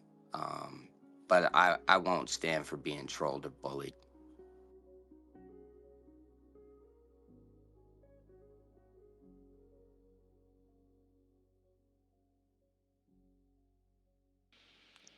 Thank you, Make. Rustam, you've got your hand up. Yeah, I just wanted to talk more about the Bouncer UI. Like Ozzy had mentioned, I had installed it on my parcel, and it's definitely the way it currently is on the docks. It's definitely an advanced coding setup, mostly because that coding needs to be cleaned up. And I had Lastrom look at it, and he repaired it. And I wish there was an easy way to update the docs. I don't know how to do it, but still, it's intermediate to advanced coding to get that set up. But that Bouncer UI works really well. I've used it many times. I've used it to kick random people that are harassing women, and I use it for fun to kick people into my jail, and all sorts of cool things, you know. But also from a more beginner standpoint, the in-world builder has it built in, literally drag and drop, and then select your points for where to send people. But I don't know. I just, like you guys say that like I'm not the average user, and maybe I'm not, but like the one thing that separates me from everyone else is I'm not the type of person that says, when I learn how to do this, I'm gonna. And instead, I just go and do it. You know, so when something new pops up, I go after it hard and I try to figure it out fast. And how can I use it to the best of my abilities? And I encourage everyone to do that. Like, don't wait and don't sit. Like, just go explore. Like the in-world builder is right there at your fingertips to use without coding, and it's not perfect yet because it's still in production phase, but like Lastrom, me, Dr. Drip, several people from the IWB team are ready to help you build whenever you need it. Like just tag us and let us know, and we'll be in a Discord chat, and we'll watch you do it, and we can get that set up for you. And still, there's some glitches with IWB to deploy to Genesis City, but pretty much everything works in a world. So if you don't have land and you just have worlds and you want to mess around with it, do it, man. There's some really cool stuff there. And VLM is like, that's like intermediate. You need to know a little coding. You need to download Video Studio Basic, but it's Visual Studio Code. It's not like super duper hard, but you do have to, you know, take the initiative and like go for it. And It's easier than you think it is. So don't let your mind deter you. And then once you have it set up, it just does some really powerful magical things. That's how I do the lights at Casa Rustan. I do a lot of like replacing art. I do a lot of cool things with it, and it's capable of so much more than I do. And it really is limited by your own imagination. So don't shy away from trying things out.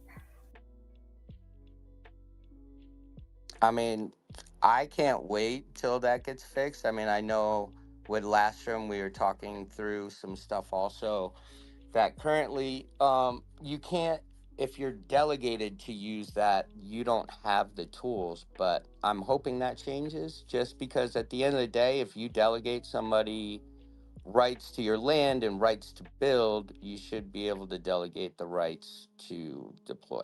Yeah, I'm Hopefully. not super familiar with that because like I delegate to my land from my hardware wallet, so everything works for me. But apparently, there's some sort of grandfather clause or something that allows me to do that because I did it so long ago. I'm not sure, but I don't know if that's true or not, or if there's just something really wrong with your names, your wallets. I think, I guess it comes down to who minted it, and then I think the real issue is that I transferred it, and even though I transferred the wallet, um, or sorry, the name from wherever they're pulling from the initial registry, it is still showing as the other wallet being the owner, and it's made quite a few issues. But I plan to go back and give it another college try. I'm just waiting for the new SDK because I don't want to spend all the time getting the next thing ready to go backwards, you know. But with everything that's gone on in the last couple months, I'm gonna have to bring the party. It sounds like to my own space.